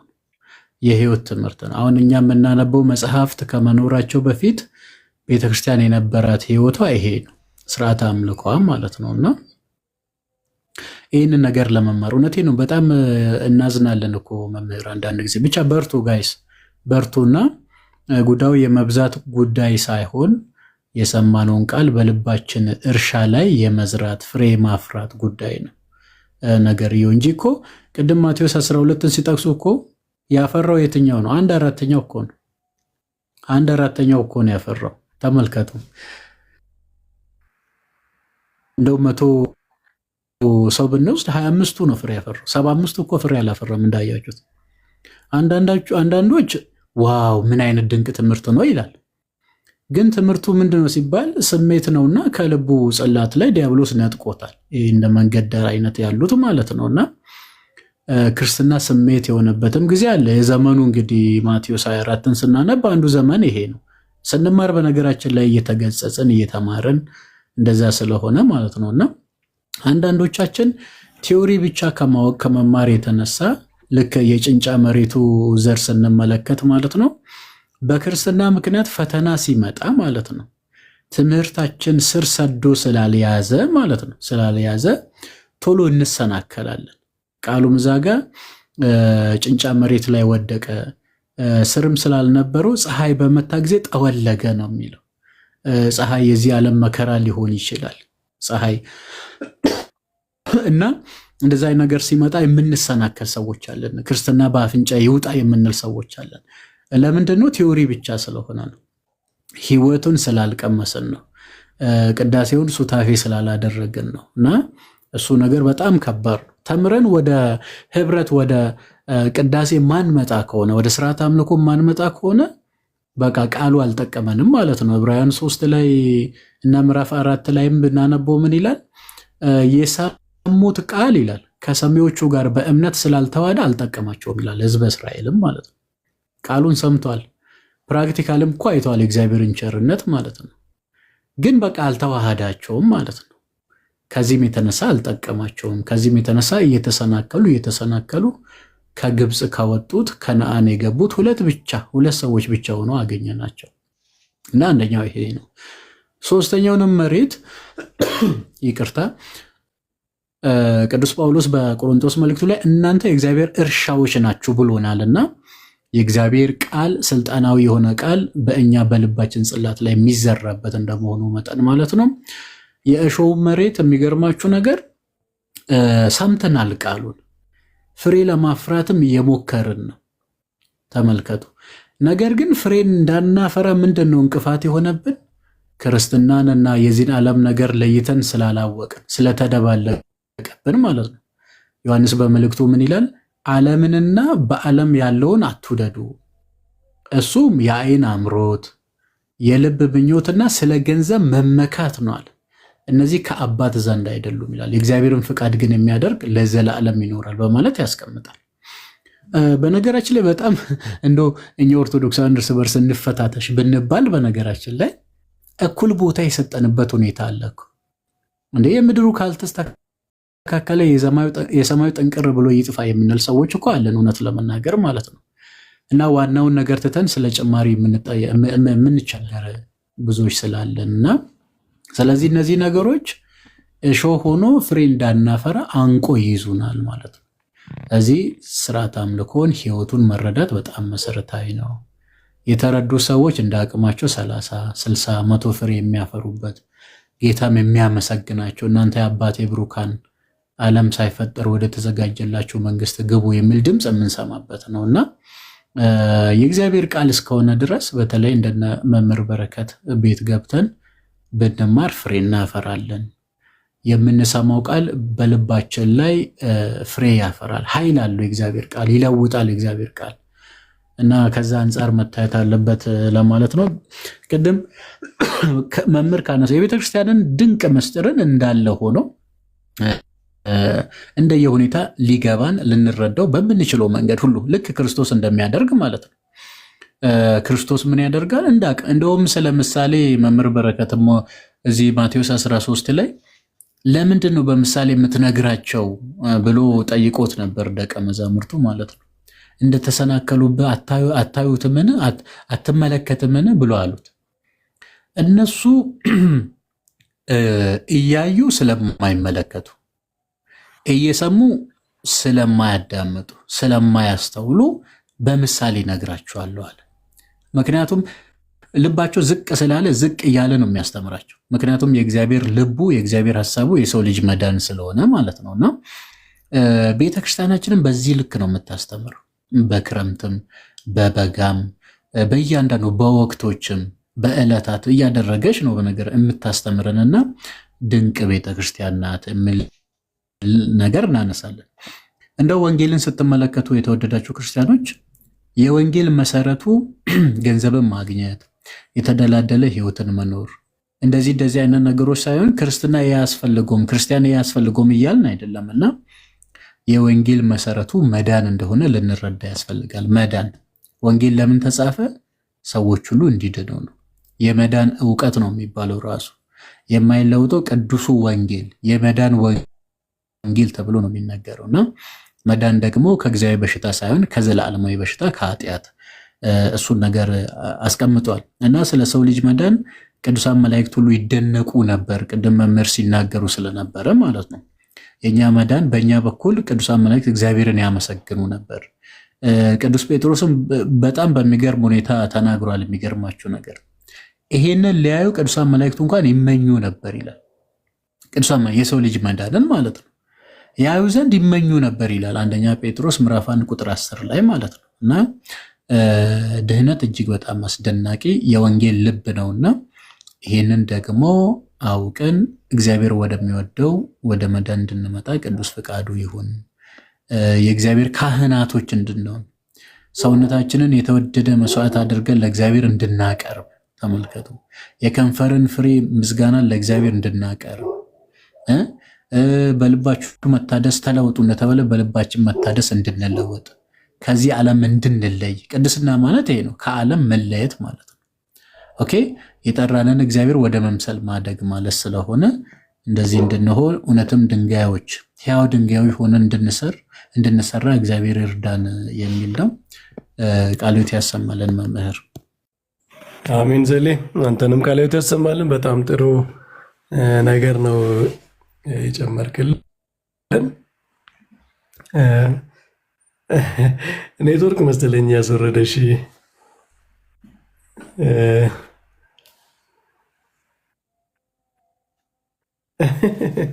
ሰው ቤት ነው ራሴን ያገኘት። ልትናገር የነበረውን ነገር መርምሪ። እንግዲህ እሱ ምናልባት እሺ። አይ በጣም ጥሩ ነገር ነው። ዘመነ ክረምት እያንዳንዱን ቀናት በእያንዳንዱ እሑዶች ያለውን እኛ እኮ አሁን ዝም ብለን አልፎ አልፎ የመጽሐፍ ቅዱስ ጥቅስ አነበብን እንጂ በእያንዳንዱ እሑድ የቅዱስ ያሬድ ምስጋና አለ፣ መዝሙራት አሉ። በጣም ብዙ ድንቅ ነገር እኮ ነው ያለው። ለሊቃውንቱማ የሌሊት ምስጋና አለ፣ የሰዓታት ምስጋና አለ፣ ድጓው አለ፣ ብዙ ነገር ነው ያለው እና ያ ሁሉ ዘመናትን ወቅቶችን የሚከተል እያንዳንዱን ወቅት ለምስጋና ለትምህርት የሚውሉበት ነው።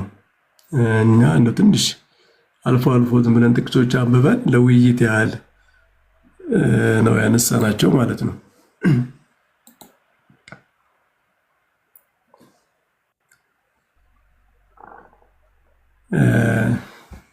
እና ክረምት ጸጋ ነው አይደል? ጸጋ ነው። ዝናብ ጸጋ ነው።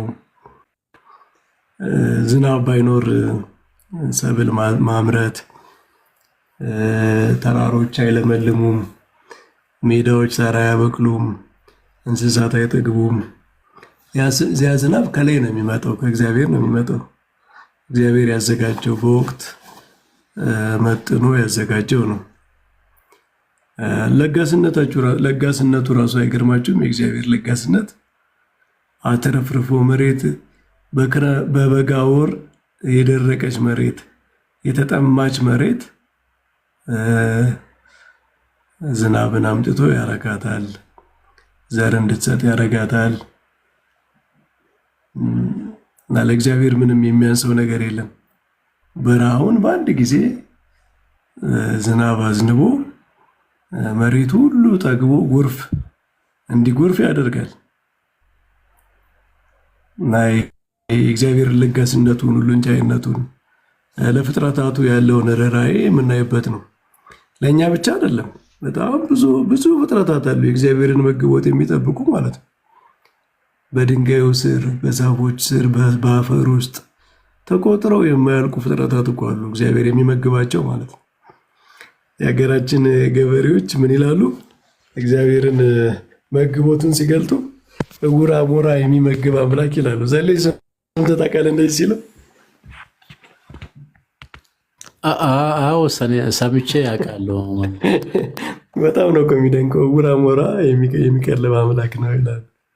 ዕውር አሞራው መብረር አይችልም፣ እግዚአብሔር ግን በሆነ መንገድ ይመግበዋል። እና እንደዚህ አይነት በጣም የሚደንቁ ፍጥረታት አሉ እግዚአብሔር የሚመግባቸው ማለት ነው።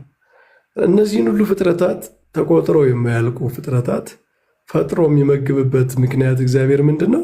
እነዚህ እኮ ያልፋሉ፣ የእግዚአብሔርን መንግስት አይወርሱም። መቼም አሁን እጽዋቱም፣ ነፍሳቱም፣ ቁራዎቹም፣ ጫጩቶቹም እነዚህ ሁሉ ለዘላለም ሕይወት ለእግዚአብሔር መንግስት ተብሎ የተፈጠሩ አይደሉም እንደምታውቁት። ለምንድን ነው ታዲያ ለዘላለም ሕይወት ለማይኖሩት ነገር እግዚአብሔር እንደዚህ ፈጥሮ የሚመግባቸው የሚንከባከባቸው? ካን ለእኛ እኮ ነው። እኛ እግዚአብሔርን መግቦቱን እንዳንጠራጠር ነው። እነሱን የሚመግብ ከሆነ እኛንም እንዴት በአርአያው በአምሳሉ የፈጠረንን የሰማይ ወፎችን ተመልከት አደል የተባለ በወንጌል። እነሱ አይዘሩም አያጭዱም፣ ነገር ግን የሰማይ አባታቸው ይመግባቸዋል አለ። እናንተንማ እንዴት ይላለሁ። እነሱን የሚመግብ ከሆነ እናንተን እንዴት። ነገር ግን ደግሞ ሰነፍ እንዳንሆን የመሰለውን ምሳሌ እዩት። ሰነፎች እንዳንሆን ስራ ሳንሰራ ቁጭ እንዳንል የእግዚአብሔርን መግቦት እንዳንጠራጠር እነሱን ምሳሌ አድርጎ አመጣ። ደግሞ ሰነፎች እንዳንሆን የመሰላቸው ምሳሌዎች የሚንቀሳቀሱ ናቸው። ወፍ ለምሳሌ ተንቀሳቅሳ ነው የምትበለው እንጂ እንደው ቁጭ ብላ ፍሬ እየመጣላት አይደለም የምትበላ። ትበራለች፣ ትፈልጋለች። ግን እግዚአብሔር ምግቧን ግን ያዘጋጅላታል። ፈልጋ እንዳታጣ እጽዋትን ያበቅልላታል። ፈልጋ የምትበለው እንዳታጣ እግዚአብሔር ይመግባታል። እኛም ሰርተን ለፍተን ከዚያ በላይ ግን እግዚአብሔር ይመግበናል እንጂ እንዳንጨነቅ ግን እግዚአብሔር መጋቢ የለንም ብለን እንደው የራሳችን መጋቢ እኛ ብቻ ነን ብለን ደግሞ እንዳንጨነቅ የሰማይ ወፎችን እንኳ ተመልከቷቸው። ለእነሱ የራራ አምላክ፣ እነሱን የሚያኖር አምላክ እናንተንም እንዴት አባታችሁ ሲሆን እንዴት አይመግባችሁም ብሎ ጌታ ያስተማረበት አለ በወንጌል። እና እነዚህን ሁሉ ፍጥረታት ተራራውን፣ ተራራውን ይመግበዋል እግዚአብሔር። ሳሮች በቅለውበት ለምልሞ እንዲታይ ያደርገዋል። ተራራ አሁን አለት ነው አይደል እንዴ? እግዚአብሔር እንዴት አድርጎ በተራራ ላይ ሳር አብቅሎ ተራሮችን በልምላሜ ይሸፍናቸዋል። ምድረ በዳው በልምላሜ ይሞላል። አሁን እግዚአብሔር ይህንን ለምንድን ነው የሚያደርገው ብንል ለእኛ ነው። እኛ ምን እንድንማር ነው? ምንም በኃጢአት እንኳ ምድረ በዳ ብንሆን፣ ውስጣችን እንደ ምድረ በዳ ባዶ ቢሆን፣ ምንም ነገር የሌለው ቢሆን ማለት ነው። ምድረ በዳ ላይ ምንም የበቀለ ነገር የልምላሜ ነገር እንደማይታየው ሁሉ በእኛ ሕይወት እንደዚያ ደረጃ ደርሰን ብንደርቅ እግዚአብሔር ምድረ በዳውን እንደሚያለመልም የእኛን ሕይወትም ያለመልማል ነው። ያ በጣም የሚያስፈራው ምድረ በዳ፣ በረሃ የሆነው ምድረ በዳ እግዚአብሔር መጥቶ ዝናቡን ሲያዘንብበት በልምላሜ እንደሚሞላው እኛም የእግዚአብሔር ጸጋ ሲጎበኘን በረሃ የመሰለው ሕይወታችን ወደ ልምላሜ ፍሬ ያለው ሃይማኖት ልምላሜ ፍሬ ምግባር ያለው ሆኖ ለሰውም ለእግዚአብሔርም የሚያስደስት ሆኖ ይታያል እና ከምድረ በዳው እንኳ የእኛን ሕይወት እናየዋለን ማለት ነው። ምድረ በዳውን የሚቀይር አምላክ የእኛንም ሕይወት ይቀይራል ነው እና የእግዚአብሔርን መግቦት እናያለን። ስነ ፍጥረት አስተማሪ ነው። እንኳን አይደለም ይሄ ክፉ ፍጥረታት ራሱ የሚመስሉ ለምን ይመስላቸዋል የተፈጠሩት? አሁን ለምሳሌ እባብ ለምሳሌ ብትወስዱት እባብ በጥሩም በመጥፎም ይመሰላል። በጥሩ ሲመሰል ልባምነቱ አስተዋይ ነው በጣም፣ በክፋት ደግሞ ተንኮለኝነቱ ነው። ለሁለት አይነት ሰዎች ምሳሌ ይሆናል ማለት ነው። ለክፉ ሰዎችም እኮ ምሳሌ ያስፈልጋቸዋል አይደል? ከስነ ፍጥረት ራሳቸውን እንዲያዩበት ክፉ ሰዎች ራሳቸውን የሚያዩበት ምሳሌ እግዚአብሔር በስነ ፍጥረት ውስጥ አዘጋጅቶላቸዋል። እንዲማሩ አይተውት እንዲጠሉት፣ ራሳቸውን በስነ ፍጥረት ውስጥ አይተውት እንዲጠሉት። ለምሳሌ ተኩላ፣ እነዚህ በጣም አድብተው የሚያጠቁ ጨካኝ የሆኑ ምሕረት የሌላቸው እንስሳት መናፍቃን ተመስለውባቸዋል፣ ክፉ ሰዎች ተመስለውባቸዋል። እና በዚያ ስም ሲጠሩ እነሱ ምን ያህል መጥፎ ሕይወት ውስጥ እንደገቡ እንዲገነዘቡ እነሱ እንኳ ሕይወታቸውን የሚያዩበት ፍጥረት እግዚአብሔር ፈጥሮላቸዋል ማለት ነው። እና ስነ ፍጥረት ለእኛ ማስተማሪያ ራሳችን ማያ ሆኖ የተፈጠረ ነው፣ የሚያግዘን ነው ማለት ነው። ክፉ የሚመስሉን ፍጥረታት እንኳ በሌላ አንጻር እኛን መካሪ ወቃሾች ናቸው ማለት ነው። በምሳሌነታቸው ወይ ይመክሩናል ወይ ይወቅሱናል ማለት ነው። እና እግዚአብሔር በስነ ፍጥረት ውስጥ ለሰው ልጆች የሚሰራው ያደረገው ነገር በጣም ድንቅ ነው። ፍጥረት ሁሉ በአጠቃላይ ለሰው ልጆች ማደግ፣ ለሰው ልጆች መልካምነት የሚሆን ወደዚያ የሚያግዝ ነው ማለት ነው። ለዛ ነው ፍጥረታት ቅዱሳን ሲበቁ ሁሉም ፍጥረታት ነገራችን ላይ ለእነሱ መልካም ነው የሚሆኑት። በቃ በእነሱ ላይ አገልግሎታቸውን ጨርሰዋል ማለት ነው። ፍጥረታቱ አንበሶቹ፣ ነብሮቹ እንኳ ይታዘዟቸዋል ማለት ነው። ለምንድን ነው? በቅዱሳን ዘንድ እነዚህ ፍጥረታት መልካምነት ብቻ ነው ማሳየት የሚችሉት። ቅዱሳኑ ሲበቁ አዳም ቀድሞ ወደነበረበት በገነት ውስጥ ወደነበረው ሕይወት ስለሚመለሱ ማለት ነው። ስለዚህ የእኛ ጠማማነት የእኛ ችግር ነው ፍጥረትን ራሱ የሚያበላሸው እንጂ እግዚአብሔር የፈጠረው ፍጥረት ለእኛ መጠቀሚያ ነው። ይህንን በስነ ፍጥረት እናያለን ማለት ነው። እና ወቅቶች ይህንን ያስተምሩናል። ቤተክርስቲያንም ይህንን ትጠቀማለች፣ ይህንን ታሳያለች። እንደው የዛሬው ርዕሳችን ይሄ እንዲሆን ያሰብኩት በክረምት እንግዲህ ብዙ ጊዜ መንግስት ሰራተኞችም እናስቀድሳለን፣ ቤተክርስቲያን እንሄዳለን። እንደው ስርዓት አምልኮን በደንብ እንድናይ እንድንከታተል፣ መጽሐፍት እንድናነብ ቤተክርስቲያናችን ነገራችን ላይ ኦርቶዶክሳዊነት አንዱ ትልቁ ምሰሶ ስርዓት አምልኮ ነው። ብዙ በተለይ በፕሮቴስታንቱ ዓለም ያሉ ሰዎች ኦርቶዶክሳዊነትን የሚመርጡባቸው 3 ምክንያቶች አሉ። ብዙ ጊዜ ኢንተርቪው ምናምን አይታችሁ ከሆነ ማለት ነው። አንደኛው በኦርቶዶክስ ቤተክርስቲያን ውስጥ የሚወዱት ስርዓት አምልኮን ነው። ስርዓት አምልኮ በጣም እንትን ነው፣ በጣም ጥልቅ የሆነ ሰው መጥቶ ዛሬ እንደፈለገ የሚመራው የሚነዳው አይደለም። በሰዎች ሞቅታና ቅስቃሴ የሚመራ ስርዓት አምልኮ የለም ቤተክርስቲያን ውስጥ። ቤተክርስቲያን በዘመናት ውስጥ ውርስ አላት፣ ስርዓት አላት፣ ትውፊት አላት። እሱ በጣም ሰዎችን የሚማርክ ነው። ቤተክርስቲያን ሰዎችን ትመራለች እንጂ አንድ ሰው ተነስቶ ዛሬ ይህንን ነው የምትጸልዩት፣ ይህንን ነው የምታነቡት ብሎ መጥቶ በድንገት አይወስንልንም ማለት ነው። ይሄ የቤተክርስቲያን አንዱ ድንቅ ስርዓት አምልኮ ኦርቶዶክሳዊ ስርዓት አምልኮ። እነዚህ ትራዲሽናል አብያተ ክርስቲያናት ረዘም ያለ ዘመነ ጥንት ቤተክርስቲያን ራሳቸውን የሚመዙ አብያተ ክርስቲያናት አንዱ መገለጫቸው ይሄ ነው፣ ስርዓት አምልኳቸው ማለት ነው።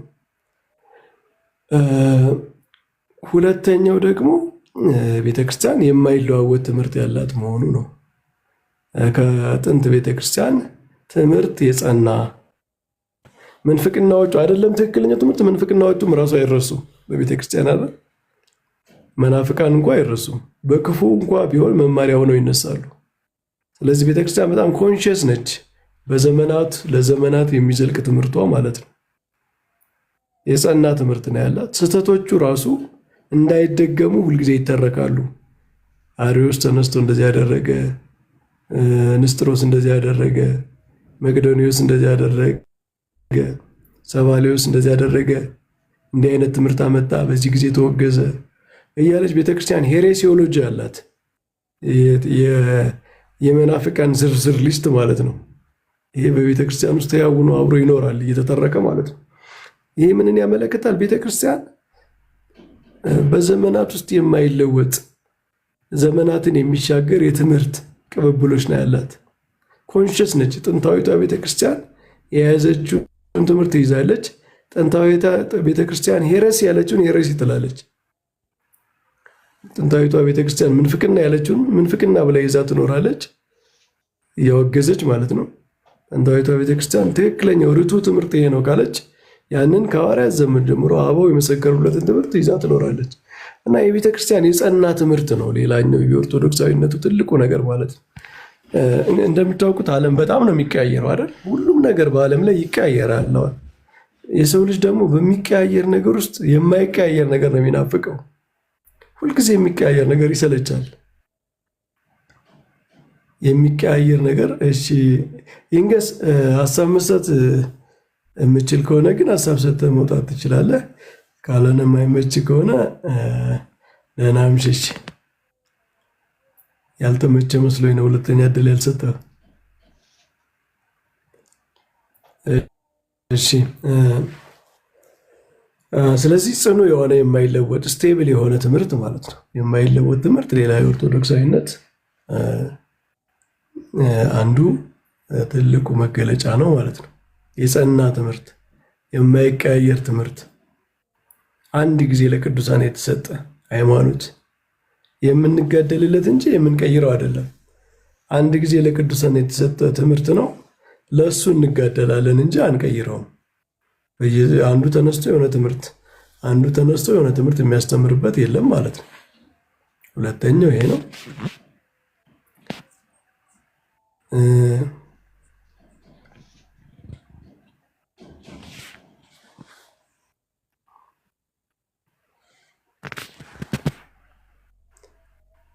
እሺ፣ ስለዚህ ቤተክርስቲያን የጸና ትምህርት፣ መንፈሳዊ የሆነ የማይለዋወጥ የጸና ስርዓት አምልኮ ያላት ነች። ሌላ ደግሞ ሶስተኛ ህይወቷ ነው። የቤተክርስቲያን ህይወት፣ ቅድስት ቤተክርስቲያን ህይወቷ እንዝላልነት፣ ስንፍና ያለበት ህይወት አይደለም። ዝም ብለህ በቃ ድነሃል፣ ጸድቀሃል፣ በቃ መንግስተ ሰማያት ገብተሃል፣ በአብ ቀኝ ተቀምጠሃል፣ ደህና ሁን ብላ የምትሸኘው ሰው የለም ማለት ነው። ተጋደሉ ነው የምትለው። የእግዚአብሔርን ጸጋ ዝቅ ማለት አይደለም፣ ማድረግ አይደለም፣ ማክበር ነው። ይሄ የሰው ልጅ ቺፕ ግሬስ አይደለም ያለው። ይሄ በጣም ርካሽ የሆነ ጸጋ አይደለም። የክርስቶስ ጸጋ ነው እንጂ ርካሽ ግን አይደለም። ጸጋ ማለት በነፃ የተሰጠ ነው። ልክ ነው፣ በነፃ የተሰጠ ነው። በነፃ የተሰጠ ማለት ግን ቺፕ ነው ማለት አይደለም። የምንጋደልለት ነው፣ የምንጠብቀው ነው፣ የምናተርፍበት ነው፣ መክሊት ነው እንጂ ይዘነው ቁጭ የምንለው ችግር የለም በቃ ጨርሰናል ድነናል ብለን የምንፎክርበት ብቻ አይደለም ማለት ነው። ስለዚህ ቤተክርስቲያን ተጋደሉ፣ ጹሙ፣ ጸልዩ፣ ከዲያብሎስ ጋር ተጋደሉ፣ ከስጋችሁ ጋር ከእኩያት አጣው ጋር ከፍትወታት ጋር ተጋደሉ ትላለች እና ሪል የሆነ ስትራግል አላት ማለት ነው። ኦርቶዶክሳዊነት በክርስቶስ ጸጋ የዚህን ዓለም ክፉ ኃይላት መቃወም ነው እንጂ ጸጋ ተሰጥቶኛል ብሎ ድህነትን ከተሰጠው ነገር ጋር ብቻ እያይዞ ስለ መልካም ስራ፣ ስለ መልካም ህይወት፣ ስለ ተጋድሎ ሳያነሱ መኖር አይደለም እና ይህም የጥንት ቤተክርስቲያን ትምህርት ነው። ጥንታዊቷ ቤተክርስቲያን እንደዚህ ነው የምታስተምረው። እግዚአብሔር ጸጋ ሰጥቷል፣ ግን ተጋደል፣ ጾም፣ ጸልይ፣ ታዘዝ ነው የምትለው። ወንጌልም እንደዛ ነው የሚለው። መክሊት የተሰጠው ሰው ባያተርፍበት ይቀማል ነው የሚለው ወንጌል እኮ አይደል? ቤተክርስቲያን ሲሪየስ የሆነ ህይወት ነው። እንደው ዝም ብሎ ይሄ የፉከራ ስሜት አይደለም። የክርስቶስን ጸጋ እናከብራለን። በዚያ የተመሰረተ ህይወት ነው። ማንም ሰው ልጅነትን ወጥቼ ወርጄ ሰርቼ ያገኘው የሚል የለም። ልጅነት የእግዚአብሔር ጸጋ ነው። መንፈስ ቅዱስ ጸጋ የመንፈስ ቅዱስ ስጦታ የመጀመሪያው በልጅነት የምናገኘው በጥምቀት የምናገኘው የመንፈስ ቅዱስ ስጦታ ቀድሞ የነበረው ህይወታችን መልካም ስራችን ምናምን ታይቶ አይደለም። በቃ በክርስቶስ በማመን የሚገኝ ነው። ከዚያ በኋላ ግን ጸጋ ተቀብሎ የሰው ልጅ መስራት አለበት፣ መድከም አለበት፣ በጸጋው መጋደል አለበት፣ መልካም ፍሬ ማፍራት አለበት። መጨረሻ ላይ ህይወቱ ሲመዘን የተሰጠው ነገር ብቻ ሳይሆን የሚጠበቅበት ጭምር ነው የሚጠየቀው ማለት ነው ከሰው። መጨረሻ ላይ በክርስቶስ የፍርድ ዙፋን ፊት ስንቀርብ ምን ተሰጣችሁ ብቻ ሳይሆን በተሰጣችሁ ምን ሰራችሁ፣ ምን አተረፋችሁ፣ በመክሊታችሁ ምን አተረፋችሁበት የሚል ጥያቄ ይመጣል ማለት ነው። ስለዚህ ሁሉም ህይወታችን ነው የሚመዘነው። በክርስቶስ ፊት የሚመዘነው ሙሉ ህይወታችን ነው። ስለዚህ ቤተክርስቲያን ሁሉንም ነገር ይሄ እንትን የላትም፣ ጽንፍ የላትም። ቤተክርስቲያን ስለ እምነት ስታስተምር ስለ መልካም ስራ ዝቅ አታደርግም። ስለ መልካም ስራ አስፈላጊነት ስታነሳ የእምነትን መሰረትነት ዘንግታም አይደለም። ስለ ጸጋ ስታስተምር ጸጋን ከኛ ከሚጠበቀው ተጋድሎ አቃርና አይደለም አስማምታ ነው የምታረጉመው። እና ይሄ ምልአት፣ የትምህርት ምልአት፣ የህይወት ምልአት፣ የስርዓት አምልኮ ምልአት ኦርቶዶክሳዊነት እውነተኛ የወንጌል ትምህርት፣ የክርስቶስ ትምህርት፣ የሐዋርያት ትምህርት መሆኑን የምንረዳበት ስለሆነ ስርዓት አምልኳችንም ማወቅ አለብን ከሚል እንደው ትንሽ እንድንወያይ ነው ይህንን ርዕስ ያደረግነው። አይ ቲንክ የተወያየነው ነገር በቂ ይመስለኛል ለዛሬው። የምትጨምሩት ነገር ካላችሁ ጨምሩ፣ ካልሆነ በዚሁ እናጠቃለው። ዘሌ ቃለ ሕይወት ያሰማልን መምህር በረከት። እኔ ግን ያው ከትምህርቱ የተረዳሁትን ነገር አንድ ሁለት ነገር ላስቀምጥና ምን ያክል ተረድተናል የሚለው በዛው ልክ ለማሳየት ነውና፣ ለምሳሌ ዘመነ ክረምትን አንስተው ነው መምህር በረከት ያስተማሩን። ቤተክርስቲያናችን ከሌሎቹ ለምሳሌ ከፕሮቴስታንቱ የሚለየው መምህር ቅድም እንደው የኮቪዱ ሰዓት እያልኩኝ ነበረ። ያን ጊዜ ምን እንጸልይ ይባባሉ ነበር፣ አይታችሁ ከሆነ ማለት ነው። ቤተክርስቲያን ግን በዘመናት የተሰራ በቸነፈር ጊዜ፣ በረሃብ ጊዜ፣ በመዓት ጊዜ የሚጸልዩ ጸሎት የተዘጋጀች ስንዱ እመቤት የሆነች ቤተክርስቲያን ናት። አይታችኋል።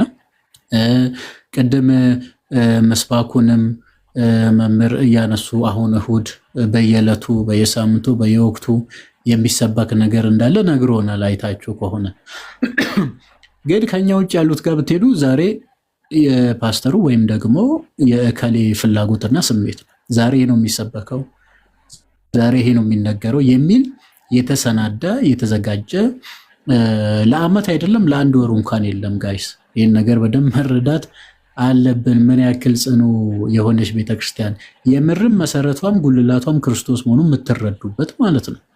እና በዘመናት መካከል ብዙ ፈተናዎች ቤተክርስቲያንን እንትን ብሏታል። የሚገርማችሁ ነው ከክርስቶስ ጀምሮ የሐዋርያትን ዘመን ዘመነ ሰማዕታት እስከ 3ኛው መቶ ክፍለ ዘመን ከዛም በኋላ ደግሞ የቤተ መንግስቱም ሊሆን ይችላል፣ የፖለቲክሱም ሊሆን ይችላል፣ የአጽራሪ ክርስትና ሰው የተነሱ ወገኖችም ሊሆኑ ይችላል። ይህ ሁሉ ቢነሳባት እንደ ዝናብ ቢዘንብባት እንደ ጎርፍ ቢጎርፍባት ጌታ እንደተናገረ ማለት ነው በእርሱ አለትነት ላይ ተሰርታለችና አይታችኋል። አለት ላይ የተሰራ ቤትን በተመለከተ ሲናገር ጎርፍም ጎረፈበታል። ይሄ እንቶ ፍንቶ የሆነ ነገር ወሬ የሆነ ያልጠራ ነገር መንፍቅና ያልጠራ ነገር ነው። አይታችሁ ከሆነ ከዛም ከዚህም ከዛም ከዚህ አሁን በዚህ ዘመን ስንት ጉድ እየሰማን ነው። መቼም መምህር በረከት ሚዲያውን በደንብ ይከታተሉ ስለነበረ እርስ በርሱ እንኳን ማለት ምክንያቱም የጠራ ትምህርት የለም። በአለት ላይ አይደለም የተሰራው፣ በክርስቶስ ላይ አይደለም የተሰራው። ለዛ ነው ትምህርት ቀደም በፍልስፍና ቀለል ባለ ምሳሌ እንኳን ተናግሮ ከባድ እውቀት አለን የሚሉ ፈላስፋዎች እንኳን ሊሞግቱት የማይችሉት እንደሆነ ነግሮናል። ሰምታችሁ ከሆነ ማለት ነው። እና ጎርፍም ይምጣ ከፈለገ ዝናብም ይዝነብ ከፈለገ ንፋስ በየዘመኑ ተለዋዋጭ የሆኑ ነገሮች አይደለም ቢመጣ በአለት በክርስቶስ ላይ ተሰርታለችና አትናዋወጥም። በቃ አንድም ማሳያ እርሱ መሆኑን ማየት ያስፈልጋል ማለት ነው። ከዛ ውጭ ደግሞ ከድህነት አንጻር እንደውም መምህር ብዙ ጊዜ ሲነሳ እኔ አልሰማም እንጂ እዚህ በሳይኖፕቲክ ጎስፐልን ብቻ በማየት እሱ ብቻ በማየት ጌታ የተናገራቸው ምሳሌዎች አሉ አይደለም። ምናልባት ለልጁ ሰርግን የሰረገ ንጉስን ቅድም የዘሪው ምሳሌ እርሻ አርሶ ዘርቶ ውሃ ዘጋ ቅጥር ውሃ ምሶለ ቅጥር ሰርቶለት ወደ ሩቅ ሀገር የሄደ ጠላት ሰው አደረገ እኛ ተኝተን የሚለው ክፍሎችን እንዳለ አይታችሁ ከሆነ የሚነጠቅ ነገር ነው። በነገራችን በትክክል የማንጠብቅ ከሆነ በጣም ብዙ ምሳሌዎች አሉ። በአሳ በእርሾ በተለያየ በነጋዴ እንቁን የሚፈልግ ማለት ነው።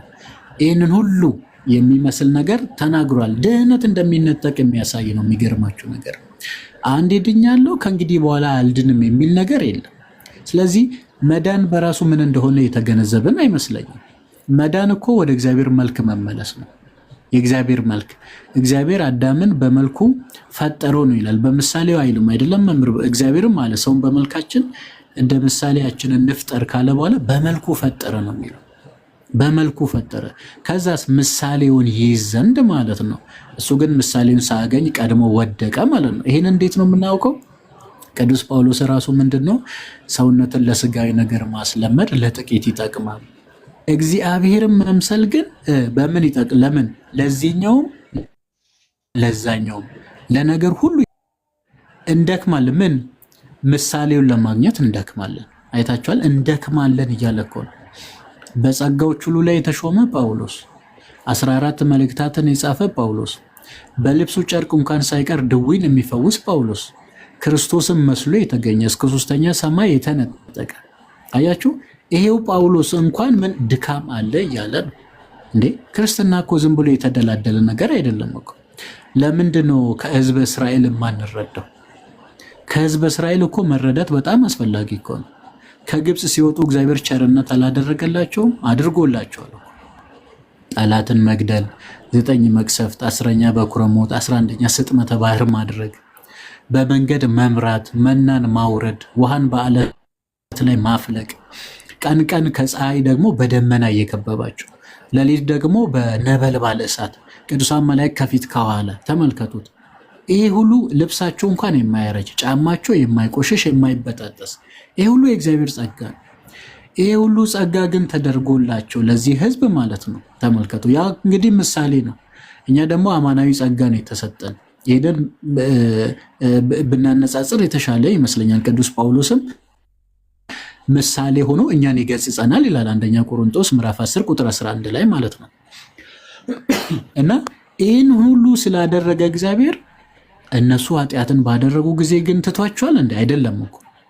ሲያጉረመርሙ ምን አለ ጌታ? ድምፃችሁ ወደ እኔ ጆሮ ደርሳለች አለ።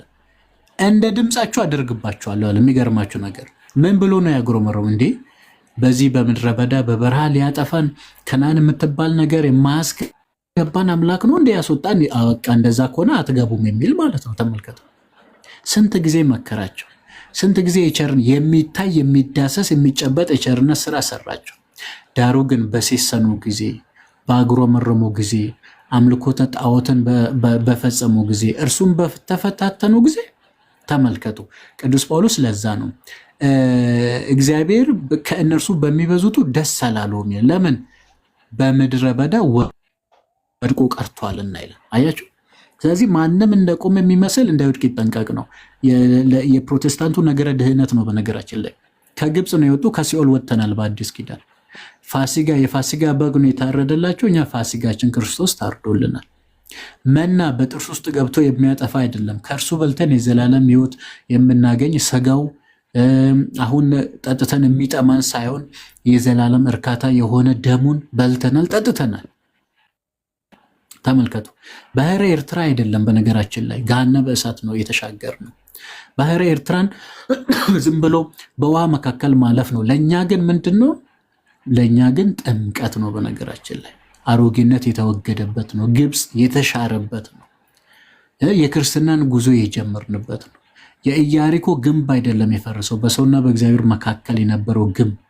እነሱ ጠላቶች አይደለም። ይሄ የማይዳሰሱ የዚህ ዓለም ገዢ የተባሉ መንፈሳውያን ሰራዊቶች እነሱ ናቸው የተመቱልን። አሁን ምን እያልኩኝ ነው? እነዛ የሁሉ ቸርነት ተሰርቶላቸው ኃጢአትን ባደረጉ ጊዜ ከወደቁና እግዚአብሔር ካልማራቸው እኛም አማናዊ ቸርነት ከተደረገልን የክርስቶስ ቤዛነት ወይም ጸጋው ከተሰጠን በኋላ ጸጋን መጠበቅ ካልቻለን እግዚአብሔር እንደሚወደው መሄድ ካልቻለን በነገራችን ላይ እኛ ምን እንቀራታለን? ጉዞን የጀመርነው እንጂ እኮ ከነአን መንግስተ ሰማያት ሰንበት እረፍት ክርስቶስ ጋር አልደረስንም እኮ። ዕብራውያን 4:11 ላይ ለዛ ነው እንደ አለመታዘዝ ምሳሌ ማንም እንዳይወድቅ ነው የሚለው። እኛ የምንታዘዘው ወደ እረፍቱ እንገባለን ይላል። እንግዲያውስ ወደ እረፍት ሊገባ የሚወድ ማንን ቢኖር ጸጋ እግዚአብሔርን ተቀብሏል። በተሰጠን ነፃ ፍቃድ ደግሞ ፍቃድ እግዚአብሔርን እየፈጸምን እስከ መጨረሻ መጽናት ይጠበቅብናል። የመምህር በረከት ትምህርት እነዚህን ሁሉ የዳሰሰ ነው። ከቲዮሪ ይልቅ ፕራክቲካል የሆነ ያው ኦርቶዶክሳዊ ነገረ ድነት እንደምታውቁት ከሆነ ምን አይነት ድነት ነው? ሳክራሜንታል ቲዮሎጂ፣ ሊታርጂካል ቲዮሎጂ ነው። እሱ ታፌ ነው። በነገራችን ላይ ኮሚኒየን ኦፍ ሴንት ነው። ከቅዱሳን ጋር ህብረት ማድረግ ነው። አብሮ መሰራት ነው። ወሬ አይደለም። በነገራችን ወንጌልን ሰምተን ወደ ምስጢሩ ካልደረስን ድህነት የለም። ይህ ወንጌል በመስማት ብቻ አይዳንም።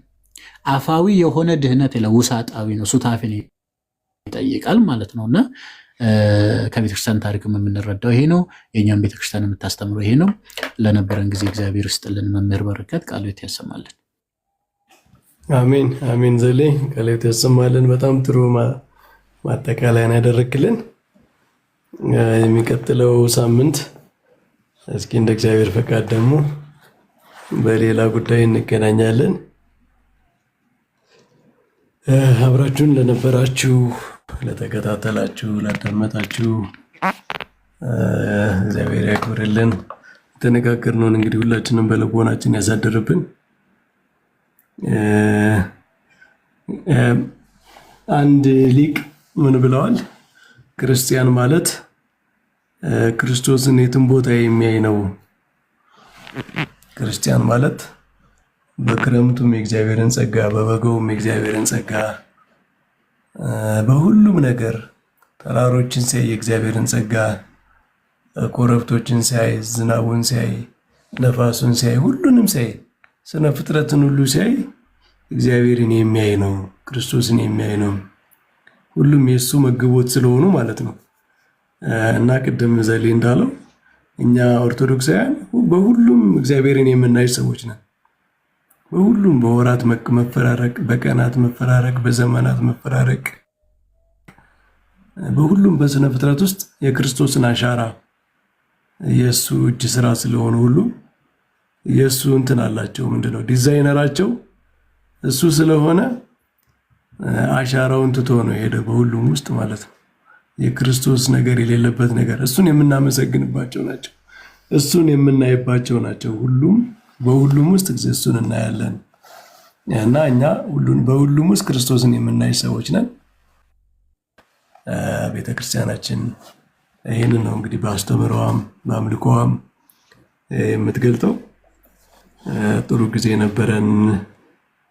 ዘሊም ቃለ ሕይወት ያሰማልን። ሌሎችም ሼር ያደረጋችሁ ለሌላ ሰዎች ያስተላለፋችሁ ከታችሁ ናችሁ የመረቃችሁን ቃለ ሕይወት ያሰማልን ያላችሁን ሁላችንም እናመሰግናለን። እናንተንም ቃለ ሕይወት ያሰማችሁ። ደህና አደሩልን። መምህር ደህና ደሮሽ። እናንተ ጋር ደህና ዋሉ ነው መሰለኝ። እኛ ጋር ሌሊት ነው። በአጋጣሚ ደግሞ ዝናብ እየዘነበ ማጋ ነው። ደህና ደሩ ማጋ ነው። እኛ ጋር ሌሊት አሁን እኩለ ሌሊት እየሆነ ነው ውስጥ። እናንተ ጋር እኮ ማጋ ነው እናንተ ሲባል እኔም እዚሁ ኢትዮጵያ ነኝ ብዬ እኮ ነው። ኢትዮጵያ ነህ እንዴ? ኦኬ ነህ እንዴ? የት እስኪ ያስበው የት ሊድ መምህር በረከት እኔ አንተ ውጭ አሜሪካ ምናምን ያለን የመሰለኝ የነበረው። ይሄማ ይፈጸማል፣ እውነት ይፈጸማል። አይ ጥሩ ነው። እና እንደዚህ ከሆነማ እንገናኛለን አንዴ። እዚህ አዲስ አበባ ነኝ መምህር በረከት። በጣም ጥሩ። አይ ጥሩ ነው።